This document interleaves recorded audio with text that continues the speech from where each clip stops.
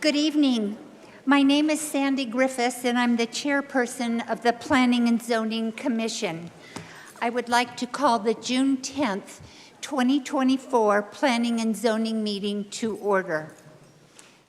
I will be presiding over the Commission's deliberations on hearing and action items this evening. The Planning and Zoning Commission sits in an advisory capacity to the Town Council.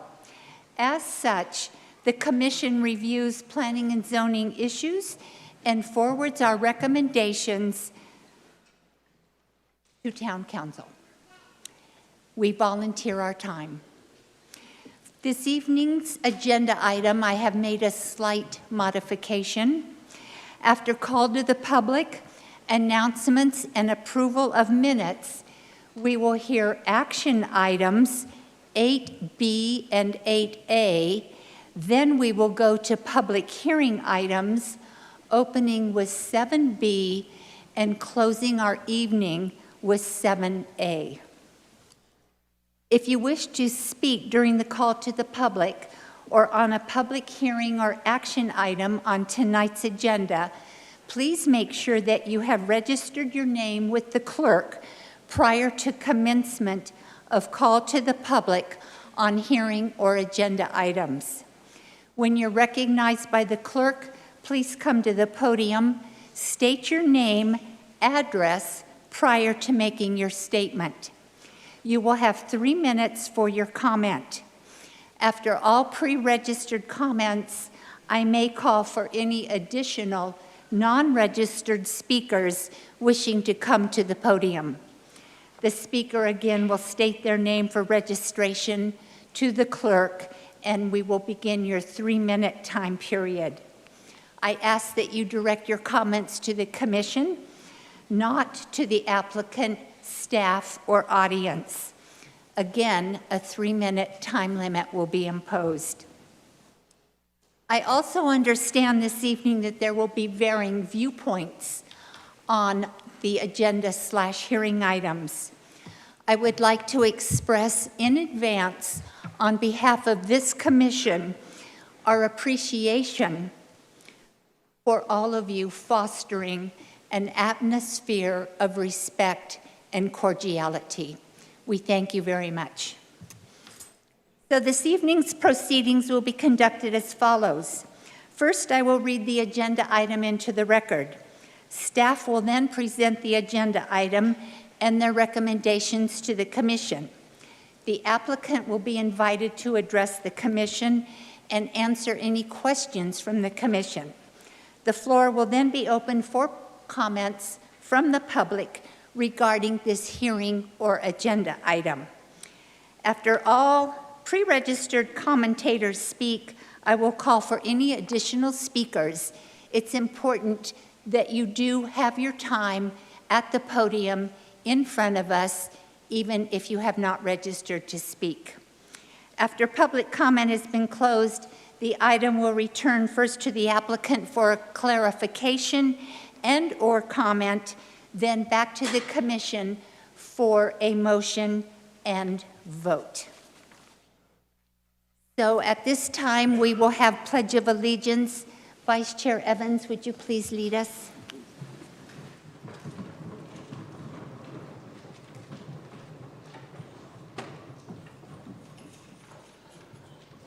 Pledge allegiance to the flag of the United States of America and to the republic for which it stands, one nation, under God, indivisible, with liberty and justice for all. Thank you, Vice Chair Evans. Ms. Carmela, would you please take roll? Chairperson Sandy Griffiths. I didn't hear. Chairperson Griffiths. Here. Vice Chair Evans. Present. Commissioner Rutherford. Commissioner Rankin. Commissioner Bourdon. Here. Commissioner Laney. Here. Commissioner Erb. Here. We have Thank a you. quorum. At this time, we will have call to the public. Any member in the audience of the public, you are allowed to come to the podium and speak on any issue in the jurisdiction or the community, not taking into consideration any agenda or hearing item this evening. Clerk Carmela, do we have any public comment? Yes, Jean Mata.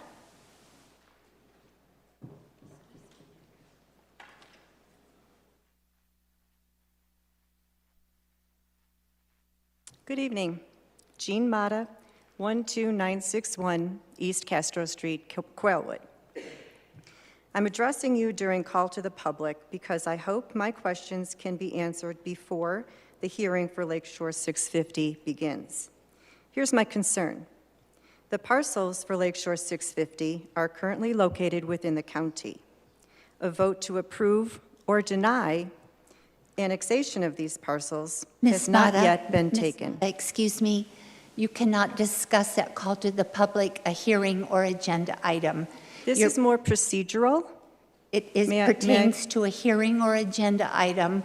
Well, it's, as I said, it's more procedural. It's only 20 more seconds, if I may continue. I'd like to have you come back up when that hearing item comes up before us, if you don't mind, please. Thank you. Chuck Roberts. Commissioners, I'm glad that you're here. I'm glad I'm here. I moved here from Pinell County in 1978. Sir, please state your name and Oh, address. Chuck Roberts, live at Glassford Hill Apartments on Spouse. We moved here in 1978. At that time, I worked for a radio station in Prescott. A fellow by the name of Bob Pavlich asked me to do a survey in this town called Prescott Valley. Now, at that time, the road from Prescott to the junction was 2 lanes. That's it. And you drove past Prescott Valley and you went, There was, I think Oliva's was here then. And so we did the survey, and you may know Bob Pavlich by his street name here, Pav Way.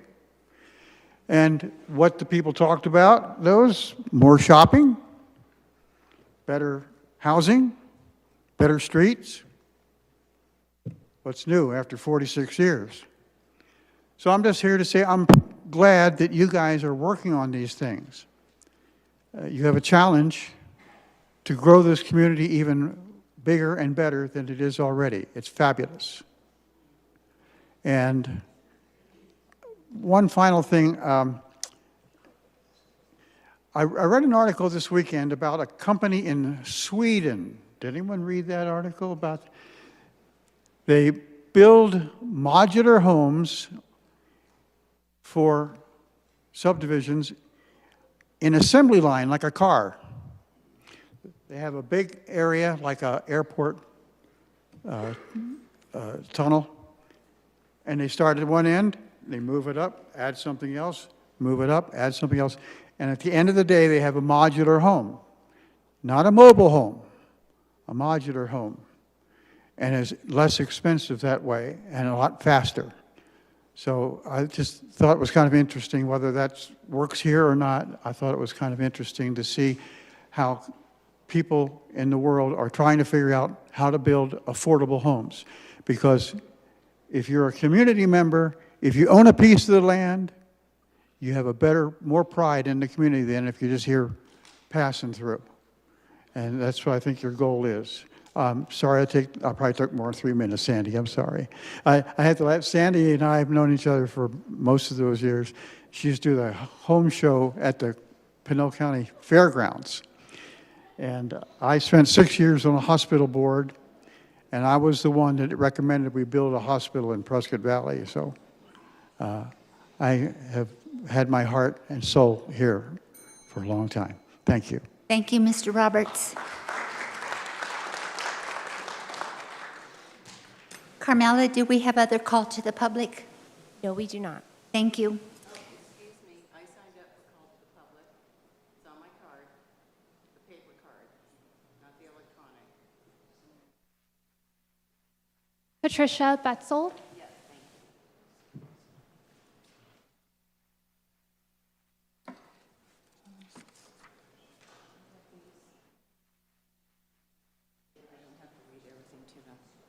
Thank you. Patricia Betzel, 3883 North Fairfax Road, PV. Ladies and gentlemen, thank you for being here and volunteering your time. We've heard, we will hear a lot of comments tonight that reinforce issues that you are already aware of in town, but I wanted to clarify something first. Property rights are protected by the state of Arizona. The right of property owners to develop their land is not at question here, but there are limits when it comes to improving a property.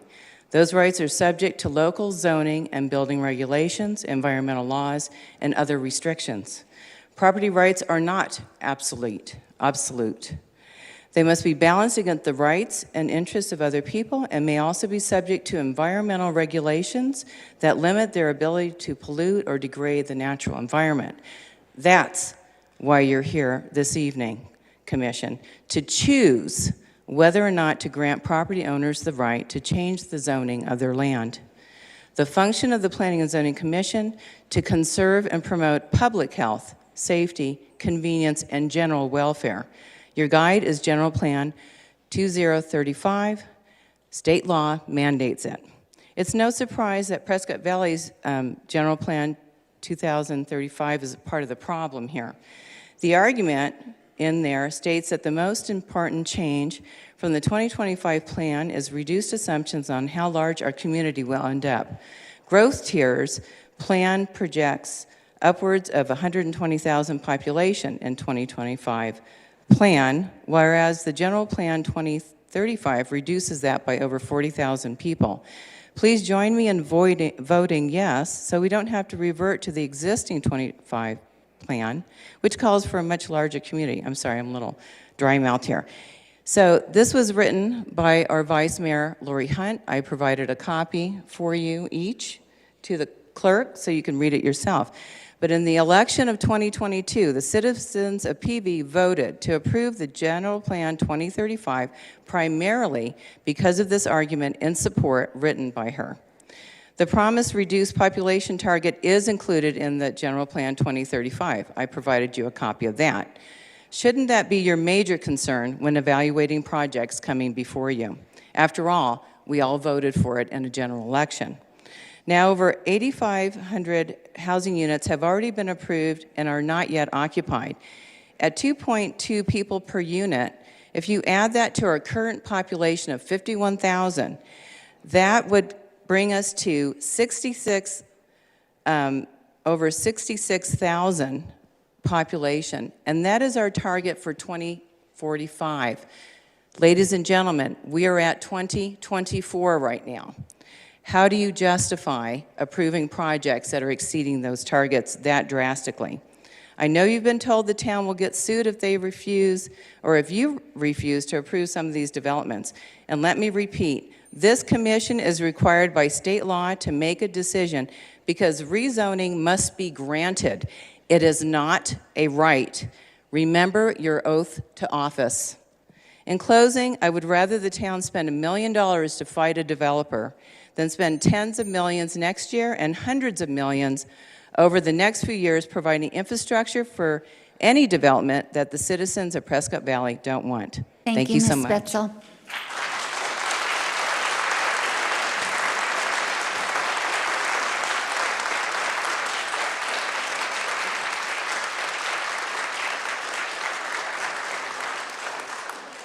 Carmela, do we have other call to the public? No, we do not, Chair. Thank you. I would like to make an announcement and acknowledge some of the town staff that are here with us this evening. I think it's important and it's gracious that they have come to share their Monday evening with us. So we have Ms. Donna Kennedy, the Director of Development Services. Thank you. Ernest Ruby, the Deputy Director. Thank you, Ernest. John Jacobson, Planner 2. Thank you, John, for your hard work. We appreciate you. Roxanne Johnson, a Principal Planner. I saw you, Miss Roxanne. There you are. Thank you. Chris Norlock, Planner 1. Thank you, Chris, for being with us this evening. Our town attorney, Ivan Legler, is with us. Miss Carmela David is the Administrator Specialist 2. We appreciate your hard work, Carmela. Marissa Greenwood, thank you for being with us this evening. She is the Deputy Town Clerk. We have 2 town engineers with us, Mr. John Latier, Traffic Engineer. Thank you, sir. And Mr. Brian Reed, I saw you early. There you are. Thank you, Brian, is a Development Services Engineer with us. And last but not least, Sergeant Matt Wilson, Prescott Valley Police Department. Thank you, sir, for spending.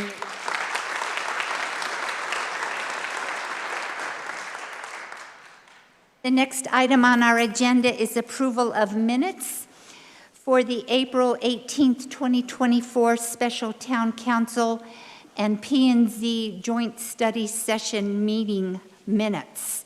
Are there any changes and/or a motion for approval? I move we approve the minutes.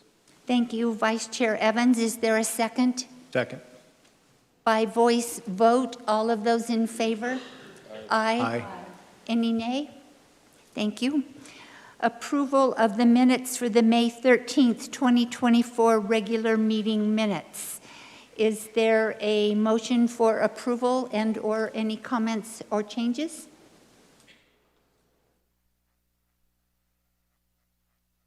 I'll make a motion to approve. Thank you, Commissioner Bordone. Do we have a second? Thank you, Ms. Laney.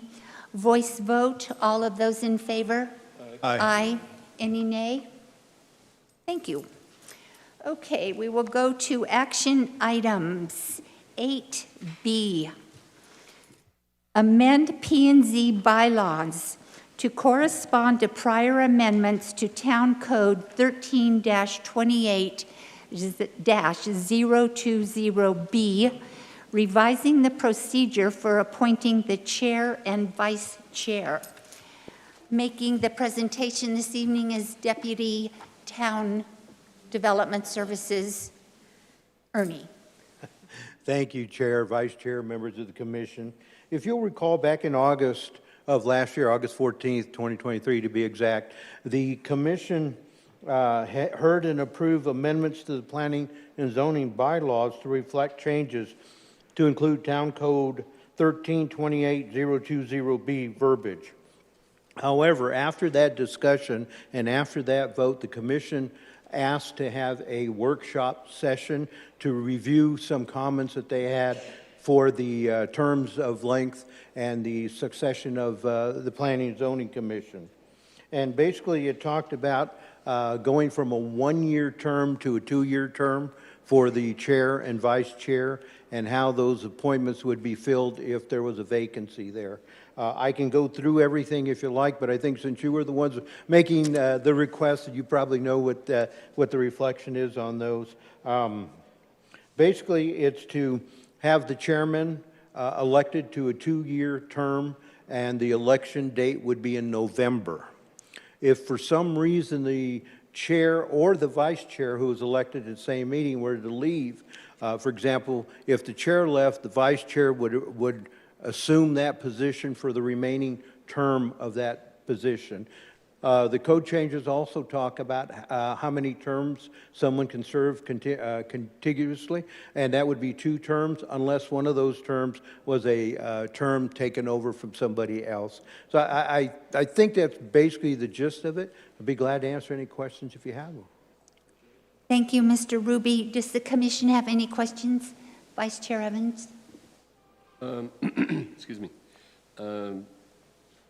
I'm not really clear on the fact that for example, if Sandy had to quit tomorrow and I became chair, a year and change from now in November, I would be able to run for, and it's just not about me, but whatever the vice chair and chair would be. The language to me doesn't make that clear. I had proposed some way back when we considered this, and it got dropped, but I think it's slightly confusing as to that, second term, if the first one was an abbreviated term. I don't know if there's anything can be done or not, but. Okay, if I may, Vice Chair Evans, under that circumstance, for example, the hypothetical, you were to assume Ms. Griffith's term, you would fill out that term, the balance of that 2-year term, Right. and then you would be eligible to be reelected based on your one-term designation. I'd be glad to. But that's not clear in the verbiage. Is it? Okay, I'll bend to the advice of counsel. Thank you. You're welcome, sir. Thank you, Mr. Ruby. Carmela, do we have any public comment on this action item? No, Chair. Thank you. So do we have a motion for approval? I'll make a motion to amend the Planning and Zoning Commission bylaws, Article 5, Section A, to include amended Town Code Section 13-28-020B. Thank you, Commissioner Bourdon. And a second? Thank you, Commissioner Rutherford. Carmela, would you please call for the vote? Commissioner Laney? Commissioner Rutherford? Commissioner Bourdon? Yes. Commissioner Erb? Yes. Vice Chairperson Evans? Yes. Chairperson Griffiths? Yes. Thank you. Action item 8A. Upon application of Four Seasons Investment Company, LLC, the owner, and Breaks Plus, authorized agent, a request for preliminary development plan to develop a vacant parcel located in the existing shopping center at the southwest corner of Glassford Hill Road and Florentine Road. The subject property is approximately 1.5 acres and is located within parcel 103-02-762M. The proposed development includes a 4,975 square foot facility containing a customer receiving, waiting area, sales floor, offices, restrooms, 8 service bays, and associated inventory storage area. So thank you, Mr. Jacobson, for making the presentation this evening. Thank you, Madam Chair, Vice Chair, Commissioners.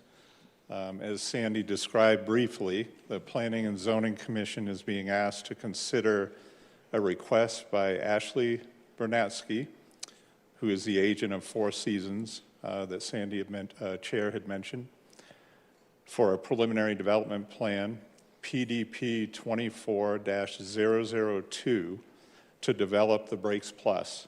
And as you may know, Breaks Plus offers services that include brake pads, rotors, and what they term ancillary auto services. I'd like to also mention that Ashley has joined us here tonight. Be aware of that. If there are any questions moving forward, she will be made available. Also available is the consulting civil engineer, Scott Lyon, of Lyon Engineering, is available also to answer any questions if need be. The subject property is approximately 1.5 acres, and it's located, as you can see on the line drawing on the left, shows the subject property and its proximity to the existing development known as the Fry's Retail Center. On the right of your screen puts it into context if you're familiar with the landmarks. Fry's, directly behind Wendy's, you see a red triangular shape. That is the site as it's located within the Fry's retail development. The formal request is to develop the Breaks Plus facility and the associated site improvements that are required not only for the operation but to adhere to the Town of Prescott Valley Code. One of the things that we do look at in our review as staff is the consideration of the general plan. So we have taken a look at that, and what you will find is not only the existing zoning, but the general plan shows the zoning to continue to be commercial to PAD zone.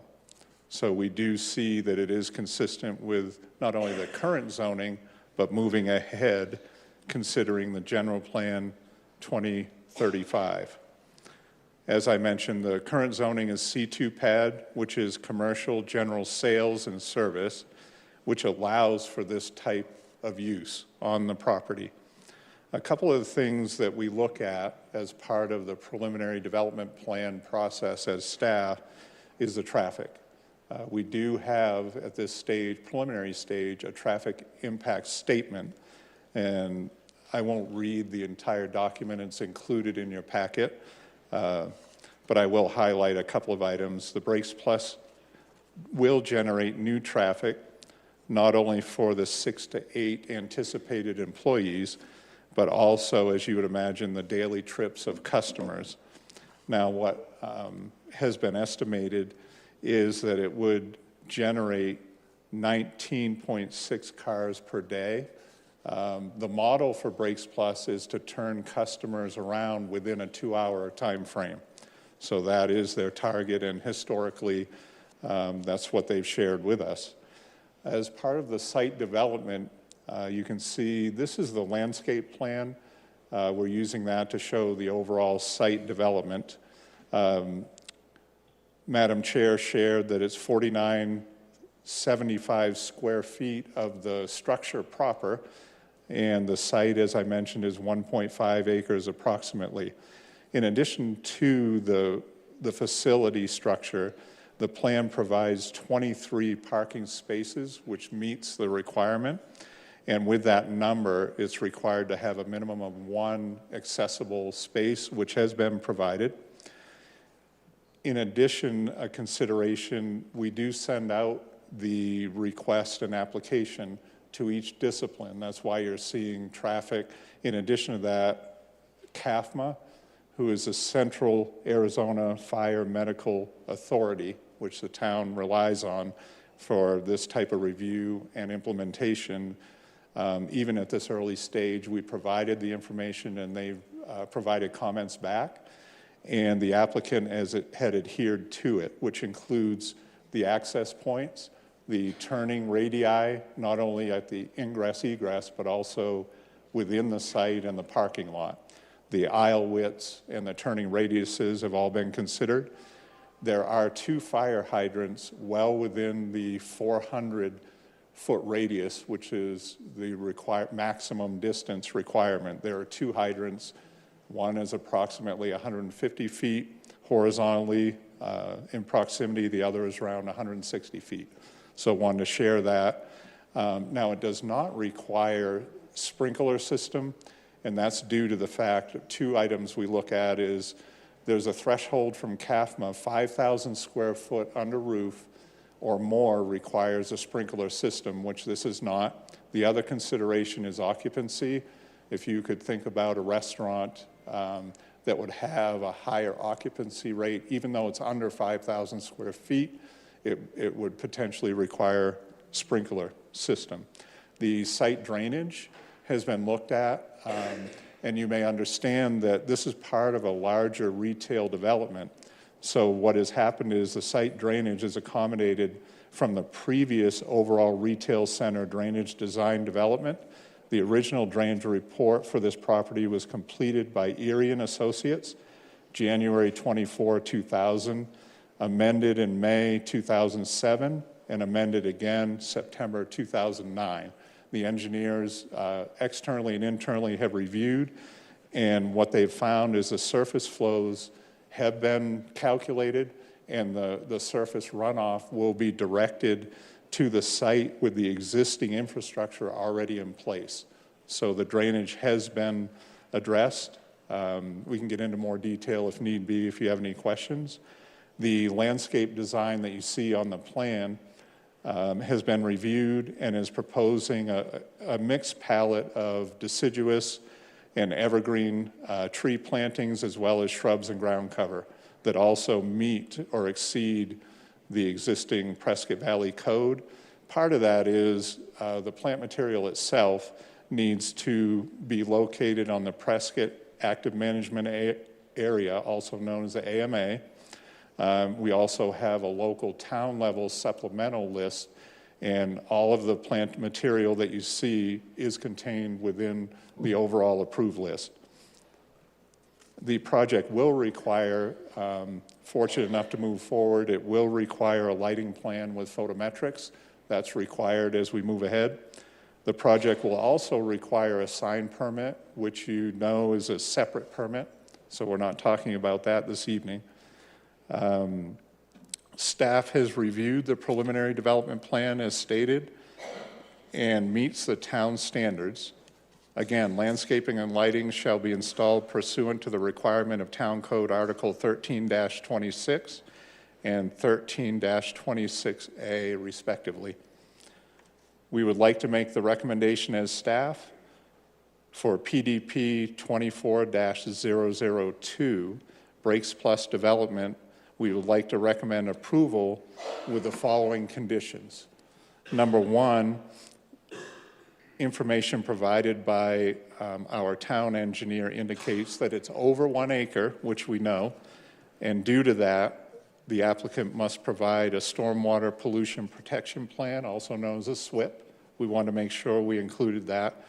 And really the purpose there is acknowledging that the drainage report had been done previously. We want to make sure that that isn't viewed as nothing needs to be done on drainage. That is not the case. We want to reinforce that this SWIP plan to control not only the pollution but also the potential erosion, that needs to be included moving forward. In addition, number two, condition would be to provide a sand oil interceptor at the rear of the building is the way that it's worded. And if I could be so bold, I'd like to point out that that comment was made after first submittal. The second submittal from the applicant shows that separator, shows it at the front of the building, and we've gone through our building services, and that is acceptable.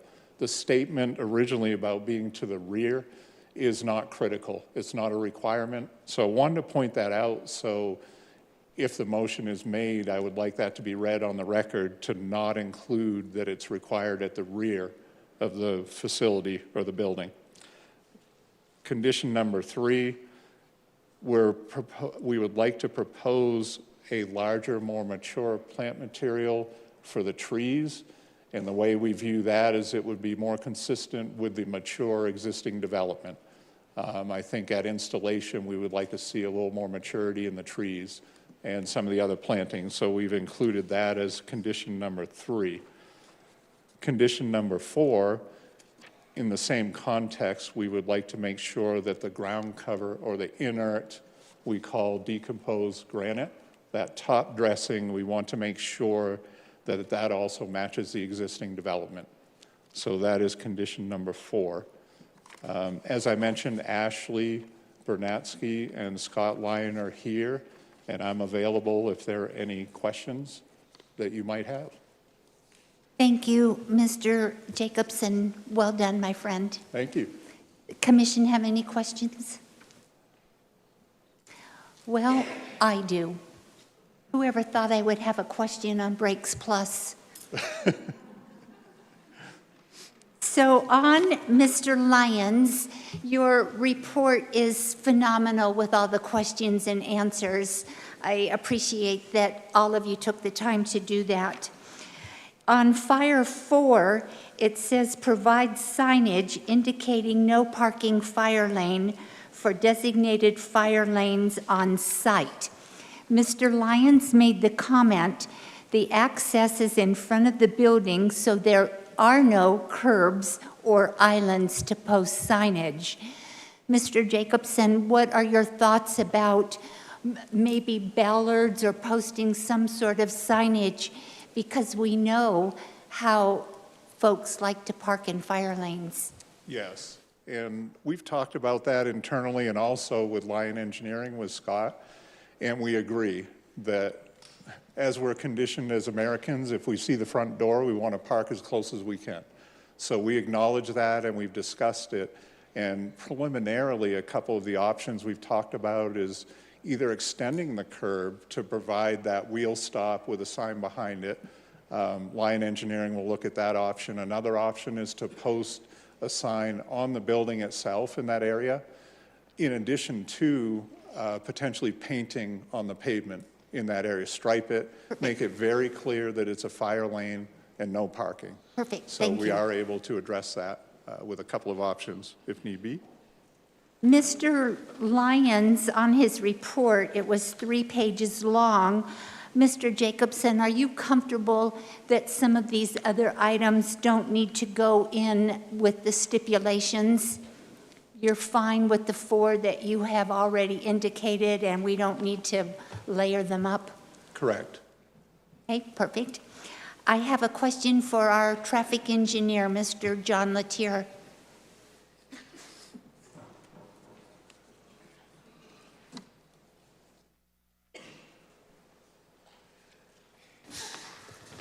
Welcome, evening, Chair Mr. Latier. Commissioners? So the access, the ingress and egress onto Glassford Hill, I don't know where the Fry Center is? Yes. And that now is a stoplight with just red, green, and yellow. At any point, are we considering left turn arrows? We are considering that. The town is in the process of studying that intersection. Cool.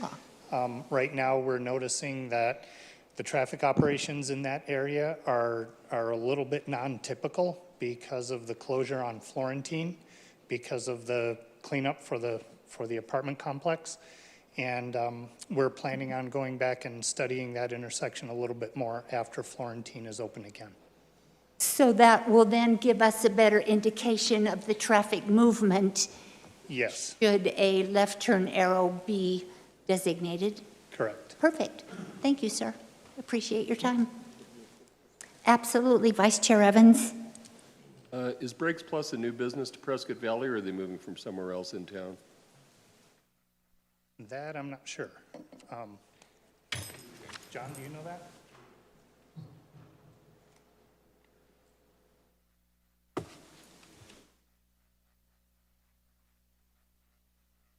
Good evening. Ashley Bernatsky, 860 Narrows Point Drive, Birmingham, Alabama. Ashley? We are local to Colorado. That's where our headquarters is. We do have other stores in Arizona, just we will be new to Prescott Valley. I just wanted to say welcome and thank you for picking our town. Well, Thank you very much. thank you. Thank you for having me. So my brakes have started to squeak. When are you going to be open? Hopefully next year. Hey, it just does it on the downhill side. Imagine that. So welcome to our town. Thank you so much. I appreciate you having me. Anytime, thank you. Carmela, do we have any public comment? No, we do not, Chair. Thank you. Commissioners, I'll bring it back to you for a motion and/or comment. And we need to put in John's stipulation into the record. Chair, I'd be glad to make a motion with that stipulation. Thank you. Motion to approve PDP 24-002 Brakes Plus development with the following conditions, 1 through 4. I'm not going to read all 4 because they're in the record, but stipulation 2 is modified to provide a sand oil separator in the building. Call for a vote. Second, sorry. I'll second. Mr. John? May I? Yes, sir. I just want to make sure that the wording is correct. It will not be in the building. Thank you. It's Then a subsurface. I will modify it that they are just providing a sand oil separator with the project. Perfect. Thank you. We have a motion and a second. Carmela, call for the vote, please. Commissioner Laney? Commissioner Bordone? Yes. Commissioner Rutherford. Commissioner Erb. Yes. Vice Chair Evans. Yes. Chairperson Griffiths. Yes. Okay, thank you, John, very much. Thank you. Public hearing item 7B. This is to resolve an issue related to the final development plan FDP 21-004 related to the Desert Pines Manufactured Home Park. Making the presentation on behalf of the town staff is Mr. Ernest Ruby. Thank you, Chair, Vice Chair, Commission. This is, I would consider kind of a cleanup measure. The park, the Desert Pines Manufactured Home Park is in the process of development and is also being considered for a change of ownership. As the purchaser performed their due diligence on the property, there were some matters that, of note, that required the town to take action on. And if I may refer you to the map, the little triangular piece that you see in gold that encroaches into the red is actually the area in question. The rest of it has been rezoned to the C2 pad. The balance of it was part of the Villages at Lynx Creek original plat. And for some reason, that wasn't portrayed when this final development plan was approved in 2022. As a matter of fact, in March of 22, Kevin Lola applied for a final development plan 21-004 for Desert Pines community. It consisted of 185 manufactured units. And since this was an FDP, it was considered commercial, since it is not a subdivision, but involves the rental of the spaces on which the manufactured homes would be placed. FDP 21004 was approved by the Town Council in April of 2022. And now, as part of the due diligence of transferring ownership of Desert Pines to the new owners, it's been noted that that small portion of FDP 21004 located at the terminus of Village Way and Mountain Brush was also part of the adjacent Villages at Lynx Creek plat. So, and again, I'll refer you back to the triangle on your screen.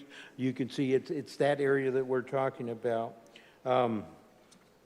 So unfortunately, when the final development plan was done, it was never abandoned. That little triangular piece was never abandoned.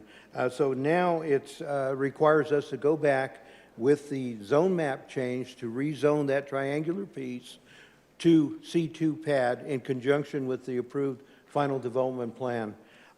In addition, it will take a reversionary plat to correct the easements and the things that need to be done on that plat.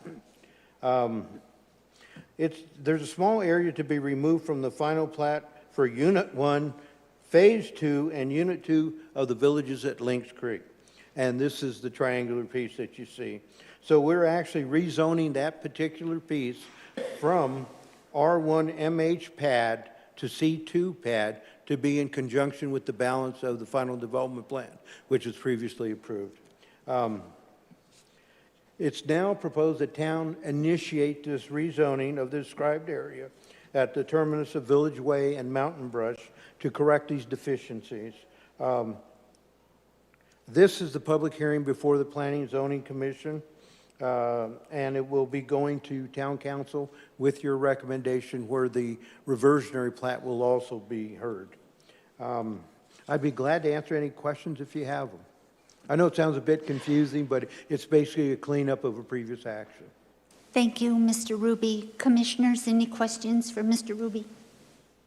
Wow, way to go. Carmela, any public comment? Yes. Madam Chair, would you go ahead and call for the public hearing? Public hearing is now open. We have Bill Dolan.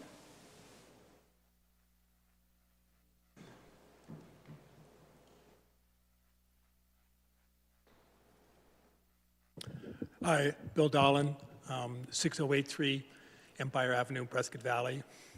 So this is on the 650, correct? No, sir.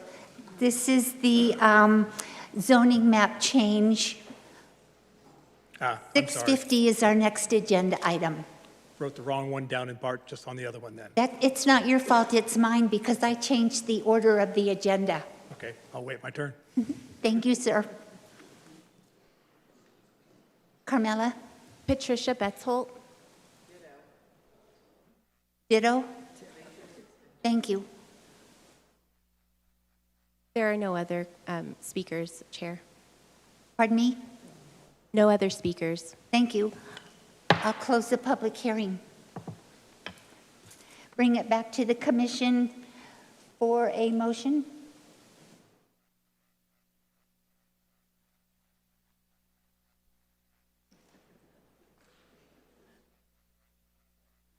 I know. Don't tell me I have to do this. I'll help you. Oh, thank you. I move that we adopt zoning map change 24-003. Do we have a second? Second. Thank you. All of those in favor, Carmela, please call for a vote. Commissioner Erb? Yes. Commissioner Rutherford? Yes. Commissioner Laney?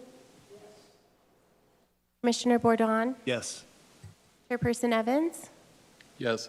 Chair Griffiths? Yes. Thank you. Okay, let the games begin.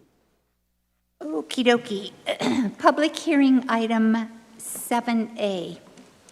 Zoning map change 004. Upon the application of Fain Signature Group property owner, a request for a zoning map change from RCU 2A residential 2-acre minimum to RS PAD residential and services planned area development to allow the development of approximately 650 acres into a master plan community, which will include single-family residential, multifamily residential, and commercial. The property is located north and south of Lakeshore Drive from Badger Road on the west to Fain Road on the east.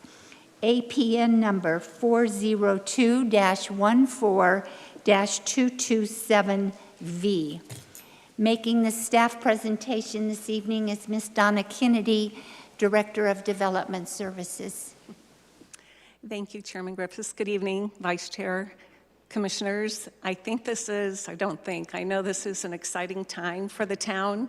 We haven't seen a project like this in many years, and how we've managed the growth is really essential to this project. So listening to all voices is important to our department, not only for this case, but for many. And we've been hearing different input, whether it's from news media, people calling, letters written. We want to assure you we've heard from many points of view.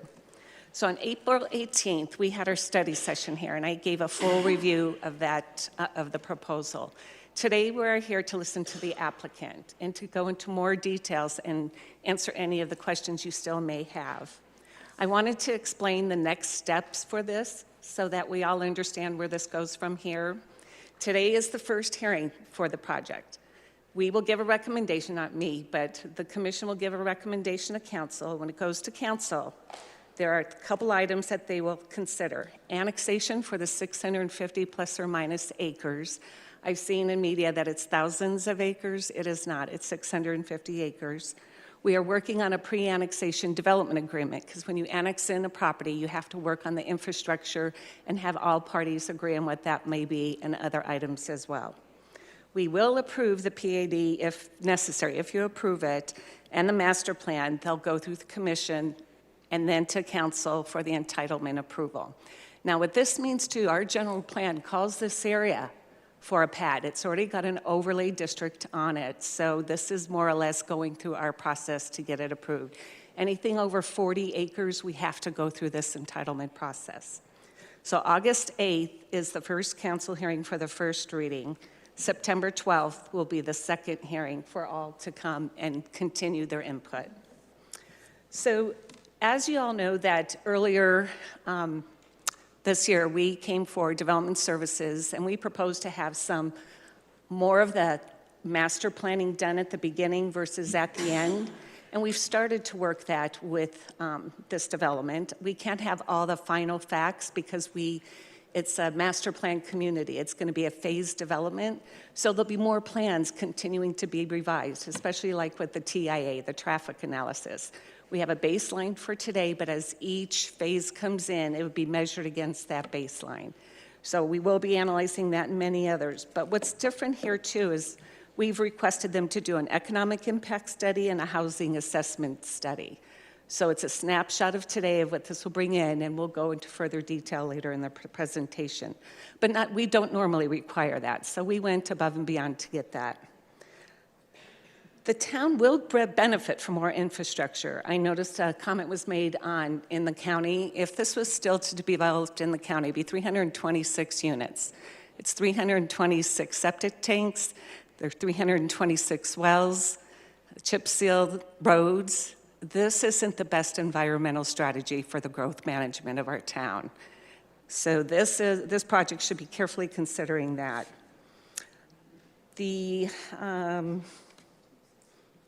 Our department, we act as stewards for the community, and we do follow the general plan. It is essential that we meet the needs of the policy and the goals, and that's why we're here today with the PAD.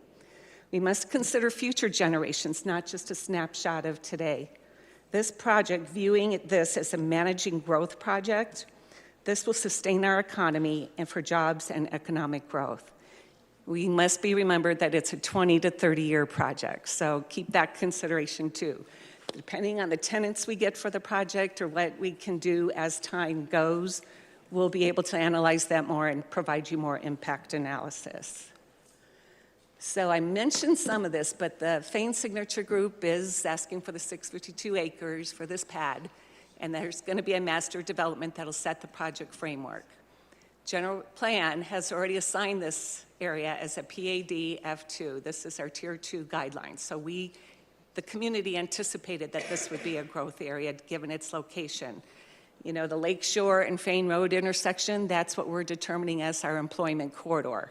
So if we're going to have one long-term to provide jobs for future generations and growth, it's best to do it off a busy intersection such as this. The development standards provides a menu of land uses, development standards, and infrastructure standards that will be permitted. So this will all be built with the environment and the vision of the general plan. And as I mentioned before, this is over 40 acres, so we have to do continuous planning on this project. So when we met on April 18th, there was at least 6, there may be more, and I'll give a brief overview, but the applicant will address some more. You were curious about the access to Fain Road. Well, Fire CAFMA has reviewed this, and they've been supportive of the way it's set up now. They're very excited to know that the land was dedicated to the town to locate a facility for both CAFMA and police. Wildlife corridors will serve as an open space corridor as well. This is interesting here too because our staff has initiated and working with the region to really look at this, what the wildlife corridor is, instead of just piecemealing it. So we're in review and we're going to be holding more public hearings on that in the near future. Multiple housing options, we'll go into more detail about that. I will show you a map on how this option will, or the various options will affect the community, the neighborhood, adjacent neighborhood as well. Water, by state law, there's a state statute, they gotta demonstrate the water availability. And also the developer is gonna have this a low impact development, which means the landscape, ways that technology can help them build not only today's technology, but future technology. What can they do to improve the overall development? Public benefits provided, connection to our regional trails system, the Lasso Loop. You know, we've all worked very hard with the community to get that passed. Connection to the regional pass system. Lakeshore Drive has a multi-use path. Large community park, they're dedicating 26 acres to the park and with amenities to be discovered further down. Significant wildlife and open space corridors, providing a public safety facility to house new fire station, a police facility, water conservation techniques, regional commercial and retail node, and please note it will be an employment node too because we hope to get medical office, et cetera, for out in that area. A world-class soccer training facility, soccer's huge. And I'll let them go into detail, but they do have something lined up that'll be a positive benefit to the community. Here's what I was talking about, the residential. What's important about this slide, as we went through this before, but notice how the colors deviate. On the west side of the property, larger lots to be comparable to the neighborhood adjacent to it. It'll increase in densities the further that you get to the intersection. That's where the employment corridor is. That's where you'll see mixed-use development, more, there might be live-work units, there'll be cluster housing, there's a whole sort of things, some manufactured, pre-built homes that was stated earlier. So we're looking at all options. We know that the next generation, they're minimalist, and so we're trying to get homes from the minimalist all up to larger lot properties. So they will further explain that in their presentation. Commercial as our employment core. Here we're hoping to attract restaurants, grocers, offices, dental facilities, and other businesses that will complement the services that will be offered. But more importantly, it's going to be activated with pedestrian trails that lead from the community throughout the community. People can ride their bikes to work, whether it be electric or pedal, or the trail system that goes for pedestrians just to walk or come visit and eat and visit the site. So the commercial core area has been well thought out. There's going to be some potential good partners in this, and I think it'll be a highlight for the community once it's able to be built out. And we all know that grocery stores, et cetera, they rely on housing and rooftops. No matter, they are strict with their formula. They just don't come and say, oh, the people say they're strict on their formula. So we hope that this will potentially get some grocers out there as well. The economic impact, I know the words are tiny, I have them written down here, but this is an initial snapshot. These numbers will increase over time, as I said, as especially the core develops. But for the total, there'll be 3,600 jobs, $130 million worth of wages, creates $460 million economic output. This number, as I said, will increase, but that just is a snapshot and demonstrates it. So we've got a committed developer, a quality developer, someone who will make this project a town landmark, if you will, that we can look back and set the bars up for future development. So I will call our applicant up after I go through their presentation. Basically, we'll deal with the vision, open space, recreation core, community amenities, water harvesting, residential housing assessment, commercial core, economic impact, streetscape, park, paths and trails, circulation, public benefit, water and wastewater drainage. So with that, I'll turn it over to Mr. Lally, is the representative that'll go through the presentation. Thank you, Ms. Kennedy. I would like to ask the commission to please hold our questions until after the applicant, Mr. Lally, has made his presentation. Good evening, Madam Chair, Vice Chair, Commissioners. For the record, Bill Lally with Tiffany Bosco, 2525 East Camelback Road, here tonight representing the development team. We do have a number of other development team members here with me tonight. Trevor Barger, who is the lead designer on the project, is here tonight as well. Has been involved in this project much longer than I, and as we get into any great details, I will probably drag Trevor up here to help me answer some of these questions. But Donna did a great job of going over the overview of the project. It's been over a year, about a year in the public process of this project. Very excited about all of the input that we've received over the years. Namely from staff. Staff really pushed us over the last year to up our ante in terms of reports, in terms of dialogue, in terms of analysis that we had to do. And we're excited because I think that really pushed our entire development team to have answers for them and for the community. So I'll try to go through quickly tonight. I know there's a lot of information, a lot of speakers here tonight. I want to be make sure that they have enough time as well. So again, Donna talked a little bit about the overall vision. The overall vision of the project is really to have a little bit of something for everybody. Attainable housing, parks and open space, a commercial employment corridor, wildlife corridors, trying to embrace what is the natural landscape out there, but then also respect sort of the character of the area, the high desert landscape theme, more of a rural area, not a urban area. And so over the 650 acres, what you'll see is a lot of park an open space, as Donna indicated, a large donation to the city for our parks, but we'll also have private parks as well. Again, these are pictures that kind of depict sort of the design and feel of the community. The design and feel of the community should look exactly like the high desert Prescott Valley area. There'll be areas where we'll have native vegetation, low water use areas that will respect the water in the area. The other thing that I think was important as we were designing 650 acres is to really have not only a commercial core, but a community core. And so the designers spent a lot of time trying to figure out on this property where to have a community area where people can come and gather and recreate and really have a social setting. A lot of master plan communities, whether up here or all over the state or the country, sometimes become very inclusive, don't have that community core. And so this one we'll show you through exhibits and through the land plan where we have tried to create as much of a gathering space in the community core, as well as having a nice employment node as well.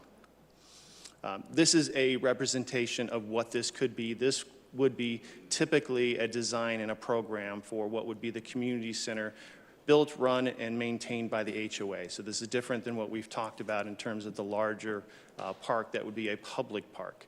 As you can see, obviously, the typical amenities of parks and pools, parking. The last slide kind of showed some of those as amenities as well. This is going to be very near what would be a 25-acre public park as well. So large gathering areas along Lakeshore to provide for engagement. The wildlife corridor became a hot topic when we began our meetings over a year ago. Last July, we had a series of meetings, 5 or 6 open houses, 2 or 3 online meetings, and then we had a series of stakeholder engagements. And one thing that was very, very obvious to us is that the landscape, the wildlife, the natural area is very important. And so I scoured a lot of the master plans in this area, and frankly, a lot of the master plans throughout the state. There's very few master plans that set aside a large wildlife corridor from one end of the project to the other end of the project. And what's shown here is about a 50-acre donation of land that would traverse from the north to the south to allow wildlife to continue to move across the property. Now, a lot of master plans that are lower density don't have large wildlife corridors. This one's actually unique because it does follow the water course, which is a natural place for wildlife to gather anyways.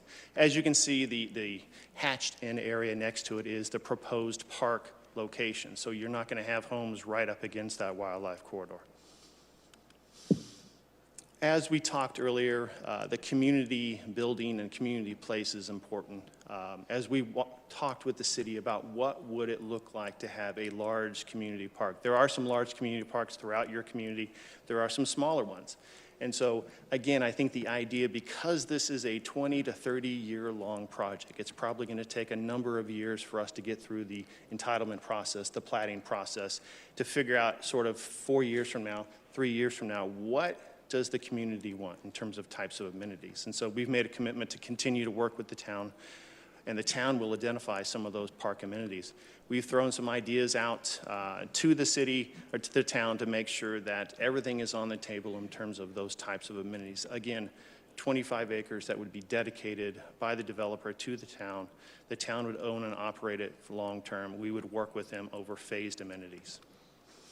The other important thing that we heard early on was really trail connections. The Lasso Loop is a pride point in the town, and I think many people wanted to see the first phase constructed somewhere.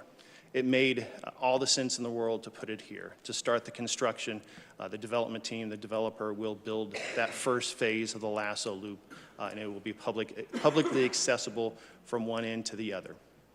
As you can see, there's obviously other trail systems that run along Lakeshore that will continue the multi-use path along Lakeshore. And then the next slide will show how some of those will connect interior to the subdivision and the master plan as well. Trails and walkable paths are important. So as you can see, the loop road that is kind of the spine road of the northern part of the property will have trails that run alongside of that. You'll also see trail systems that's kind of spiral out from the main road. Now, there's not a lot of detail today because that development, that platting, that future planning will happen over many, many years as we decide kind of what housing options, work with the terrain and the topography and the drainage, then some of those trails will be implemented. But the idea would be to have robust open space, robust parks, all connected with a trail system as well. Housing has been a hot topic. I'll mention later on that we ended up investing in sort of the state's premier economist, Elliott Pollock, to not only do a housing study, but also do a economic study. Some of the numbers that you saw before from Donna came from them. Elliott Pollock does reports for all of the municipalities all over the state and is probably the leading guy in the state and probably nationally in terms of trying to identify sort of what the needs of the community. So this particular master plan community will have a diversity of housing. You'll have homes that are more starter homes or move-up homes. You'll have multifamily homes. You'll have higher density homes that look similar to what you see here. And again, these are representative imagery that will evolve over the 20 to 25 years of this master plan. We hope to have a core that kicks off right away. And a lot of times master plan communities, they lack the infrastructure to start that core. We have 2 major roadways today that will provide access to what will be a future core. So we hope that the future core will have diversity of housing options right off the bat and not just have a single starting point with kind of your traditional single family. Again, starter homes are anticipated throughout the project as well. I think the housing report that I'll allude to here in a moment talked about the town and all of the surrounding communities needing a diversity of housing, needing housing for all types of folks. And so this community will provide that. This was actually referred to in the very beginning of the evening, which is more of an urban concept that we're seeing. It is a pre-manufactured urban type of concept that will be more affordable and can be located in all of the types of settings, even the 2 or 3 story type of setting. So provide actually kind of a cool, hip-looking downtown area, or even kind of a rustic, rural area. So Donna referenced the commercial core. Our land planners have spent many years developing some of the finest master plan communities around the state and around the Southwest, and understand sort of the need and the requirement to really engage the community with kind of a front door, a Main Street type setting. And that is kind of the idea here as well. With over 100 acres of a community core and an economic engine that can be kicked off, hopefully we will drive the idea for having restaurants and grocery stores and some of those businesses that we are needing in this area. So as you can see, the community core is right at the junction of Lakeshore on both sides of the road and Fain Road. Donna touched on this quickly, and this is one of these slides that kind of articulate all of the areas where staff really pushed us over the last year, pushed us to make sure that there was trail connections, made sure that a master plan of this size, asking for this type of density, also had a public benefit. As you look at some of the historical master plan communities developed in this area or in the surrounding municipalities, you don't see a lot of public engagement. You see amenities that were designed for the residents of those communities. So what staff really pushed us is if we were going to do a development this size and at this type of density, we really had to look to the community. So this is kind of a listing of some of the things that staff pushed us over the last year to include. Obviously, we mentioned the trails and the Lasso Trail connection, the wildlife corridor. 50 acres set aside for a wildlife corridor, pretty substantial. No other master plan community in the valley has done that. The town requested a public dedication of a large 25-acre park. No other master plan has done that. So these are all public benefits that aren't necessarily designed just to serve the residents of the future development. We increased, obviously, the size of the interchange with the retail component, and we'll talk a little bit here in a minute about sort of the youth soccer component as well. We were challenged early on about water. What are you going to do about water? How are you going to do it a little differently? You got a large piece of property here. Think about proper conservation and management of water. And so we've worked with the town staff We've worked with some of the stakeholders in the area to make sure that we are implementing the best type of water development procedures, best practices manual. When we talked with CAFMA said we would love to locate along Lakeshore. It makes all the sense in the world from a development standpoint. So the developer, again, dedicated acreage for a public safety facility. Not many master plan communities can say that they've dedicated trails, public parks, public infrastructure for a public service, police and fire, and going through the process of trying to design the best water practices manual. Again, these are, and I'm not an engineer, so I'm not going to get into great detail tonight, but the town is committed and we've committed in the development agreement and in the PAD to use the best water management practices available. As you can see here, some certain swales and irrigation that will capture some of that runoff, capture some of that, and be the most efficient in terms of water management as possible. Now, water obviously is a critical thing here. The town passed a new ordinance not long ago, less than a year ago, where you've taken it to the next level. Well past the minimum standard of what the state says is you need to go get a certificate of assured water supply or equivalent for that for any residential subdivided property.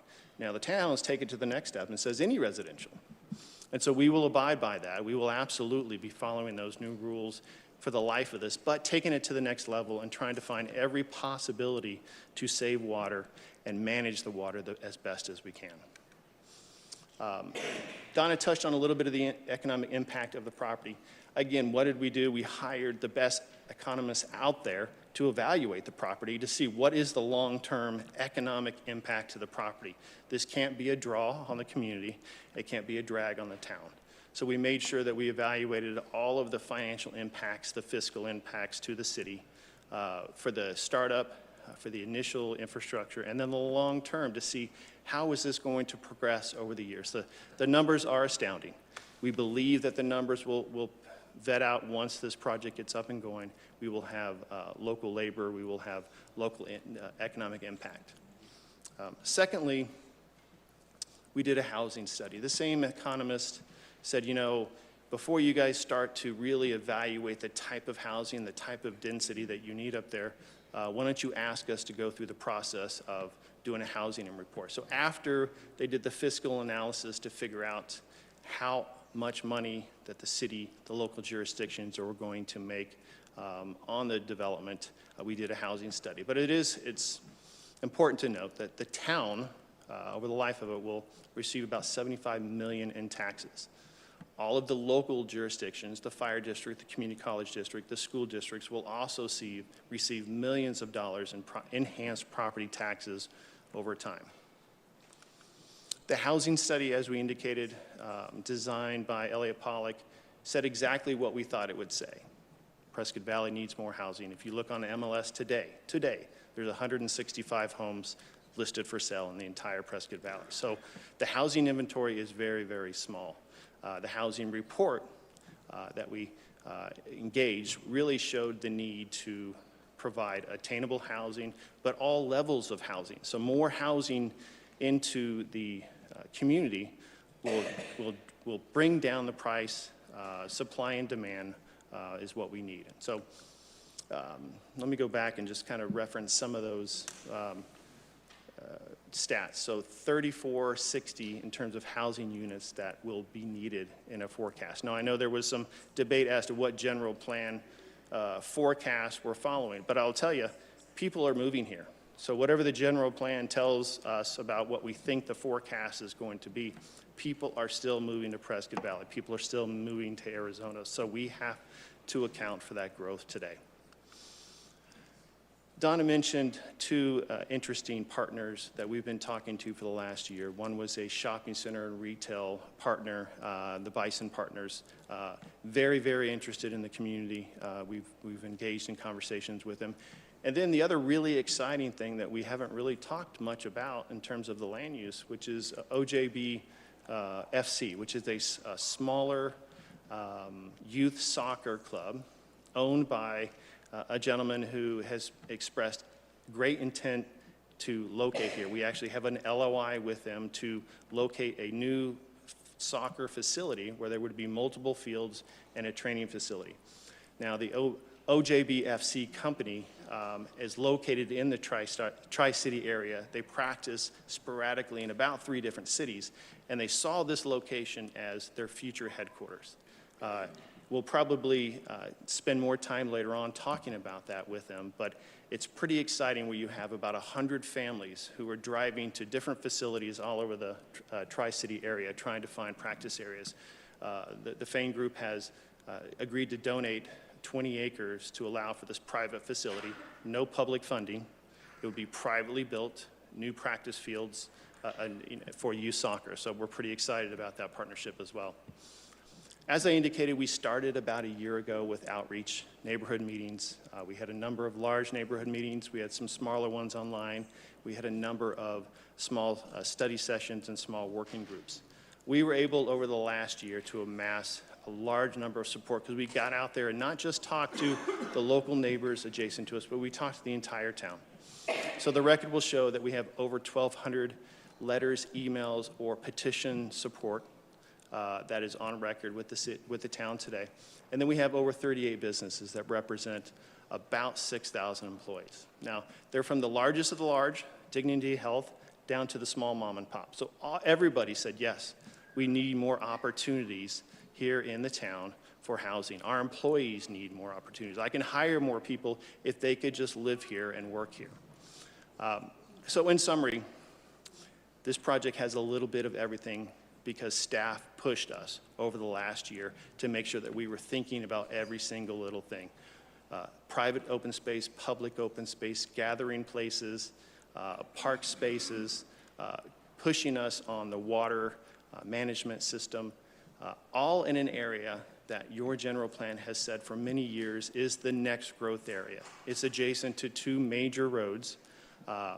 It makes the most sense that if you're going to do continued growth, you're going to do a large master plan community, you do it in an area where there are 2 major roadways. I know there'll be a lot of questions, Madam Chair, Vice Chair. Be happy to pause. Thank you, Mr. Lally. Well done. Commission members? Commissioner Bordone? I just have one question right now. I may have others in the future, but you talked about a wildlife corridor. That's the Agua Fria. Is there a reason? I wanted to make sure you have a distinction between wildlife corridors and open space.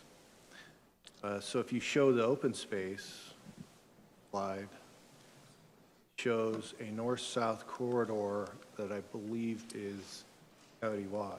Yeah, let me go back here. Here. Yeah. So this, yeah. Why didn't you use that as also take notice that would be a wildlife corridor? And the reason I ask, it is Coyote Wash, correct? Correct. It's, Madam Chair and Commissioner Bordone, it is the Agua Fria Basin. Well, no, I'm saying, so that it's the basin, but you have the Agua Fria heading on the left side. Okay? Right. And you have on the right side Coyote Wash, correct? There was a bridge put in there right at Fain Road for the conveyance of wildlife in that area. So you may, I'm not worried about it today, but you may want to look at the fact that that is probably also going to function as a wildlife corridor because you have that structure there that allows the free flow of animals through that area. So I thought, that's something to think about when you're distinguishing between open space and wildlife corridors. They actually both will probably function in that fashion. So that's just my comment. Thank you, Madam Chair.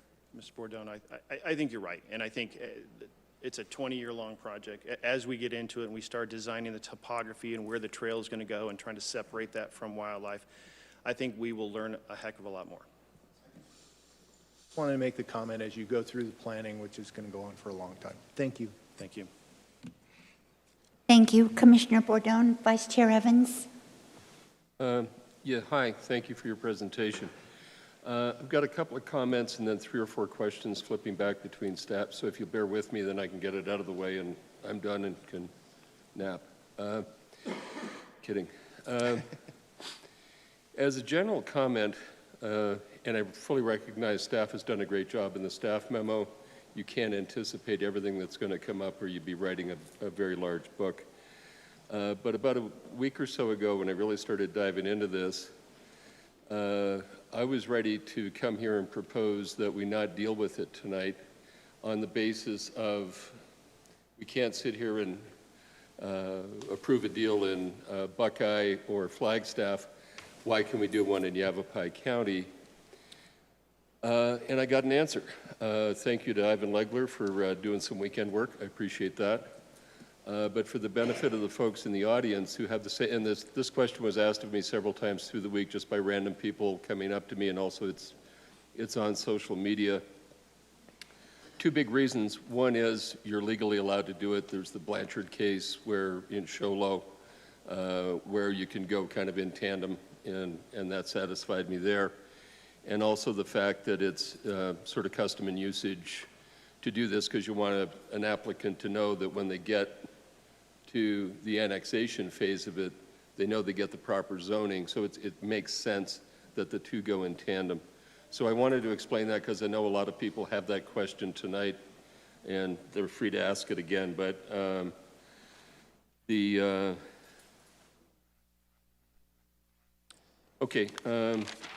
getting to, you say you got 1,200 letters of support.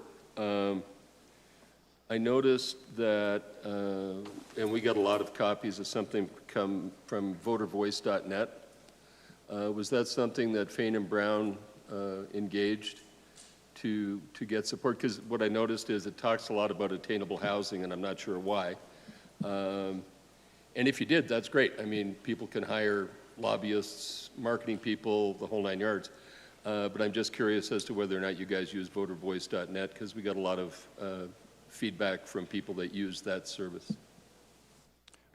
Madam Chair, Commissioner Evans, Vice Chair Evans, when we started the process last summer, we had just notified the surrounding area, and we were starting to get folks from all over the town paying attention to the project, coming to the project from all walks. And so we made it an effort early on to say, you know what, we're going to get out there. We're going to create a website.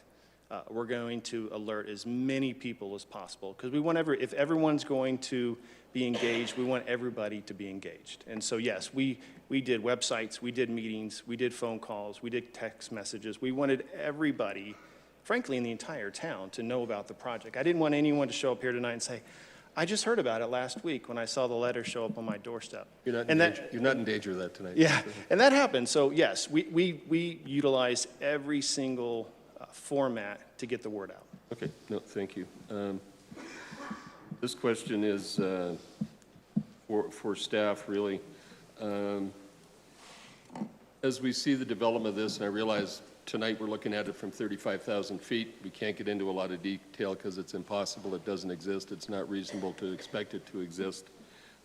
However, in general, could you describe, because my fear would be that all the public amenities that are talked about, you can't leave them all till the end, like till the 3,400 house is built and then all of a sudden, boom, parks. So maybe you could describe to me briefly what the process is between the town and the applicant to make sure everything grows kind of in tandem or, together so that we have the amenities even at 1,000 homes relative to that. Madam Chair, site. Vice Chair, Commissioners, that's a really good question, and that's been top of mind for all of us. It is a market-driven project as well. The first phase, as you may have noticed in the report, will bring on 100 homes and more additionally as the market grows. We're going to work with our Parks and Recreation Department. We've got a list of things that we'd like to see them do. Pending moving forward with the development agreement, we've got long-term goals. You know, we started getting the land, now we got to plan it out. There'll be a ramada, potentially a splash pad, picnic areas, playground areas, but typically it is once the project gets going, the revenues start coming, that's when it goes in. So we've looked at impact fees, what's allocated for that. So it's ongoing discussions, and it will be wrapped up in a development agreement, but we wanted to see the process here first, everything else that we could go back to the table and draft that. So the development agreement would have at least some sort of conceptual framework Yes. for number of houses, number of parks, number of paths? Yes, it's phased, absolutely. Yes, it'll be phased. My kind of final question and concern is on alternate access. Looking at this map, all roads lead to Lakeshore. And if you're eventually going to get to something over 3,000 homes, and I know Commissioner Bourdon mentioned at our study session that it's an ADOT issue and we can't put another, well, I don't like the word can't, maybe we could negotiate with ADOT, I don't know, that might be an impossible task. But it really, really worries me that in the event of a major emergency, prairie fire, hazmat truck turned over at Fane and Lakeshore, and even if that's secondary access, because I looked at, for example, Commissioner Bourdon talked about they're worried about having too many interchanges too close together. Well, I looked at Viewpoint and Glassford Hill. I think they'd be about the same as Lakeshore to the north end of the development. And even if it's not a permanent interchange, could you put in something that would be accessible by fire and police to open a gate to change the routing on Fane Road so we can get people out of there if Lakeshore is totally blocked? I'll give a quick answer and then he could get more into the weeds, but that's what our town engineer has been focusing on as well with ADOT and making sure in the traffic study it's addressed. And that's quite frankly why we got the facility that's going to be dedicated there for the long term for that. Each phase will come through to see, wait a minute, too many homes there, we do need that extra access. How do we come about that and do it and work with ADOT? To see that we could come to some kind of conclusion, even if, as you suggest, the bollards or something, and appropriately so. That is a priority for us to think of. But today, they were fine with it. Looking through long term, there may be some other things that come up with our town engineer that may require something else. Thank you, Donna. Madam Chair, Vice Chair Evans, not a lot to add. I mean, we showed the Spine Road very, very early on in our neighborhood meetings, engaged with CAFMA very, very early on to ask exactly that same question because we knew limited access opportunities along Fane Road with ADOT. And so we'll continue to work with your town engineers, with CAFMA, ADOT, to try to make sure that this is the safest situation possible for the event of any sort of fire or something like that. But the good thing is CAFMA was engaged really early, day one, understands exactly what the circulation is going to be like, and we're working closely with them. So we'll take your comments back to our development team. To the extent that we have future kicks at the can, I'm going to be bringing this one up over and over until we've got something figured out, or it's just impossible because, in which case I think you'd have to look at, density and total housing and safety in that vein. Again, just for 2 seconds, and I'm not sure this is totally appropriate, but partly with relation to my first comment and a lot of the stuff that I've been reading on social media, I think there's a general perception that P&Z is here to ramrod and rubber stamp projects. And hopefully based on the types of questions we ask, we've said no to a couple of deals in the last year. And we do look at it with an open mind, with a critical eye, and with some healthy skepticism. So, maybe you have to trust us on that, but it's a process that we take very seriously, and we're neither ramrods nor rubber stamps. Thank you very much. I'll turn my mic off now. Thank you, Vice Chair. Commissioner Rutherford, do you have any questions or comments? Yes, I'd like to say how pleased I am to see some long-range planning, concept for 20 years of slow managed growth. It's obvious that the developer and the department have spent a lot of work. Please, audience, I asked for professionalism and respect. Thank you. And a lot of cooperation and thought to put together a concept that respects the land and the character of it and has a much lower density than would otherwise be legally available. Be careful what you ask for. This is not hodgepodge hit-and-run developers. This is people who are here for the long term, will live with what's done. And I'm glad to see the long-range thought that has gone into it. At each stage, it will come up for zoning and much scrutiny. That's for a later time. This is the concept, and I'm pleased to see it. Thank you, Commissioner Rutherford. Commissioner Laney? Commissioner Erb? Yes, ma'am. I have a few questions and comments. Thank you, everybody, for attending. I love to see the crowd here, both for and against, obviously. Town staff, thank you for your presentation, and the developer. I have questions for both the developer and for town staff, so I'll start with the developer. And what caught my eye was the soccer and ball fields. Water conservation is a significant issue in this town, obviously, and in Arizona in general. Would the proposed fields, whether it be soccer, baseball, whatever it might be, and the parks, I think be put in this same bucket? Is the intent that those surfaces would be grass or some sort of artificial turf that we don't have to water? Madam Chair, Member Erb, when we spoke with the private soccer club, their preference is turf. Good. Now, there'll be other facilities throughout, we'll work with the town on terms of programming the public facility, but the soccer facility, their preference, at least for the foreseeable future, would be turf for lots of reasons. Ongoing O&M cost, and then obviously proper water management. Great, thank you. Let's see here. If everybody bear with me, I wrote it in all sorts of weird orders, so I got to find my questions. The trails, the lasso loop, is that intended to be a paved trail or a gravel or dirt? I know that it appeared to your illustrations there'd be a combination of surfaces for our variety of trails out there. Well, you finally got me one with, I'm going to have to bring up my partner, Trevor, Okay. who did program all of this. And so Trevor Barger is with the land planning company. I'm going to invite him up today to talk a little bit about the trail system. I think it could be a combination of both paved and unpaved multi-use trails. Trevor? Trevor Barger, Espiritu Loci, land planning for the Fain family. And Trevor Barger, Espiritu Loci, land planning for the Fain family.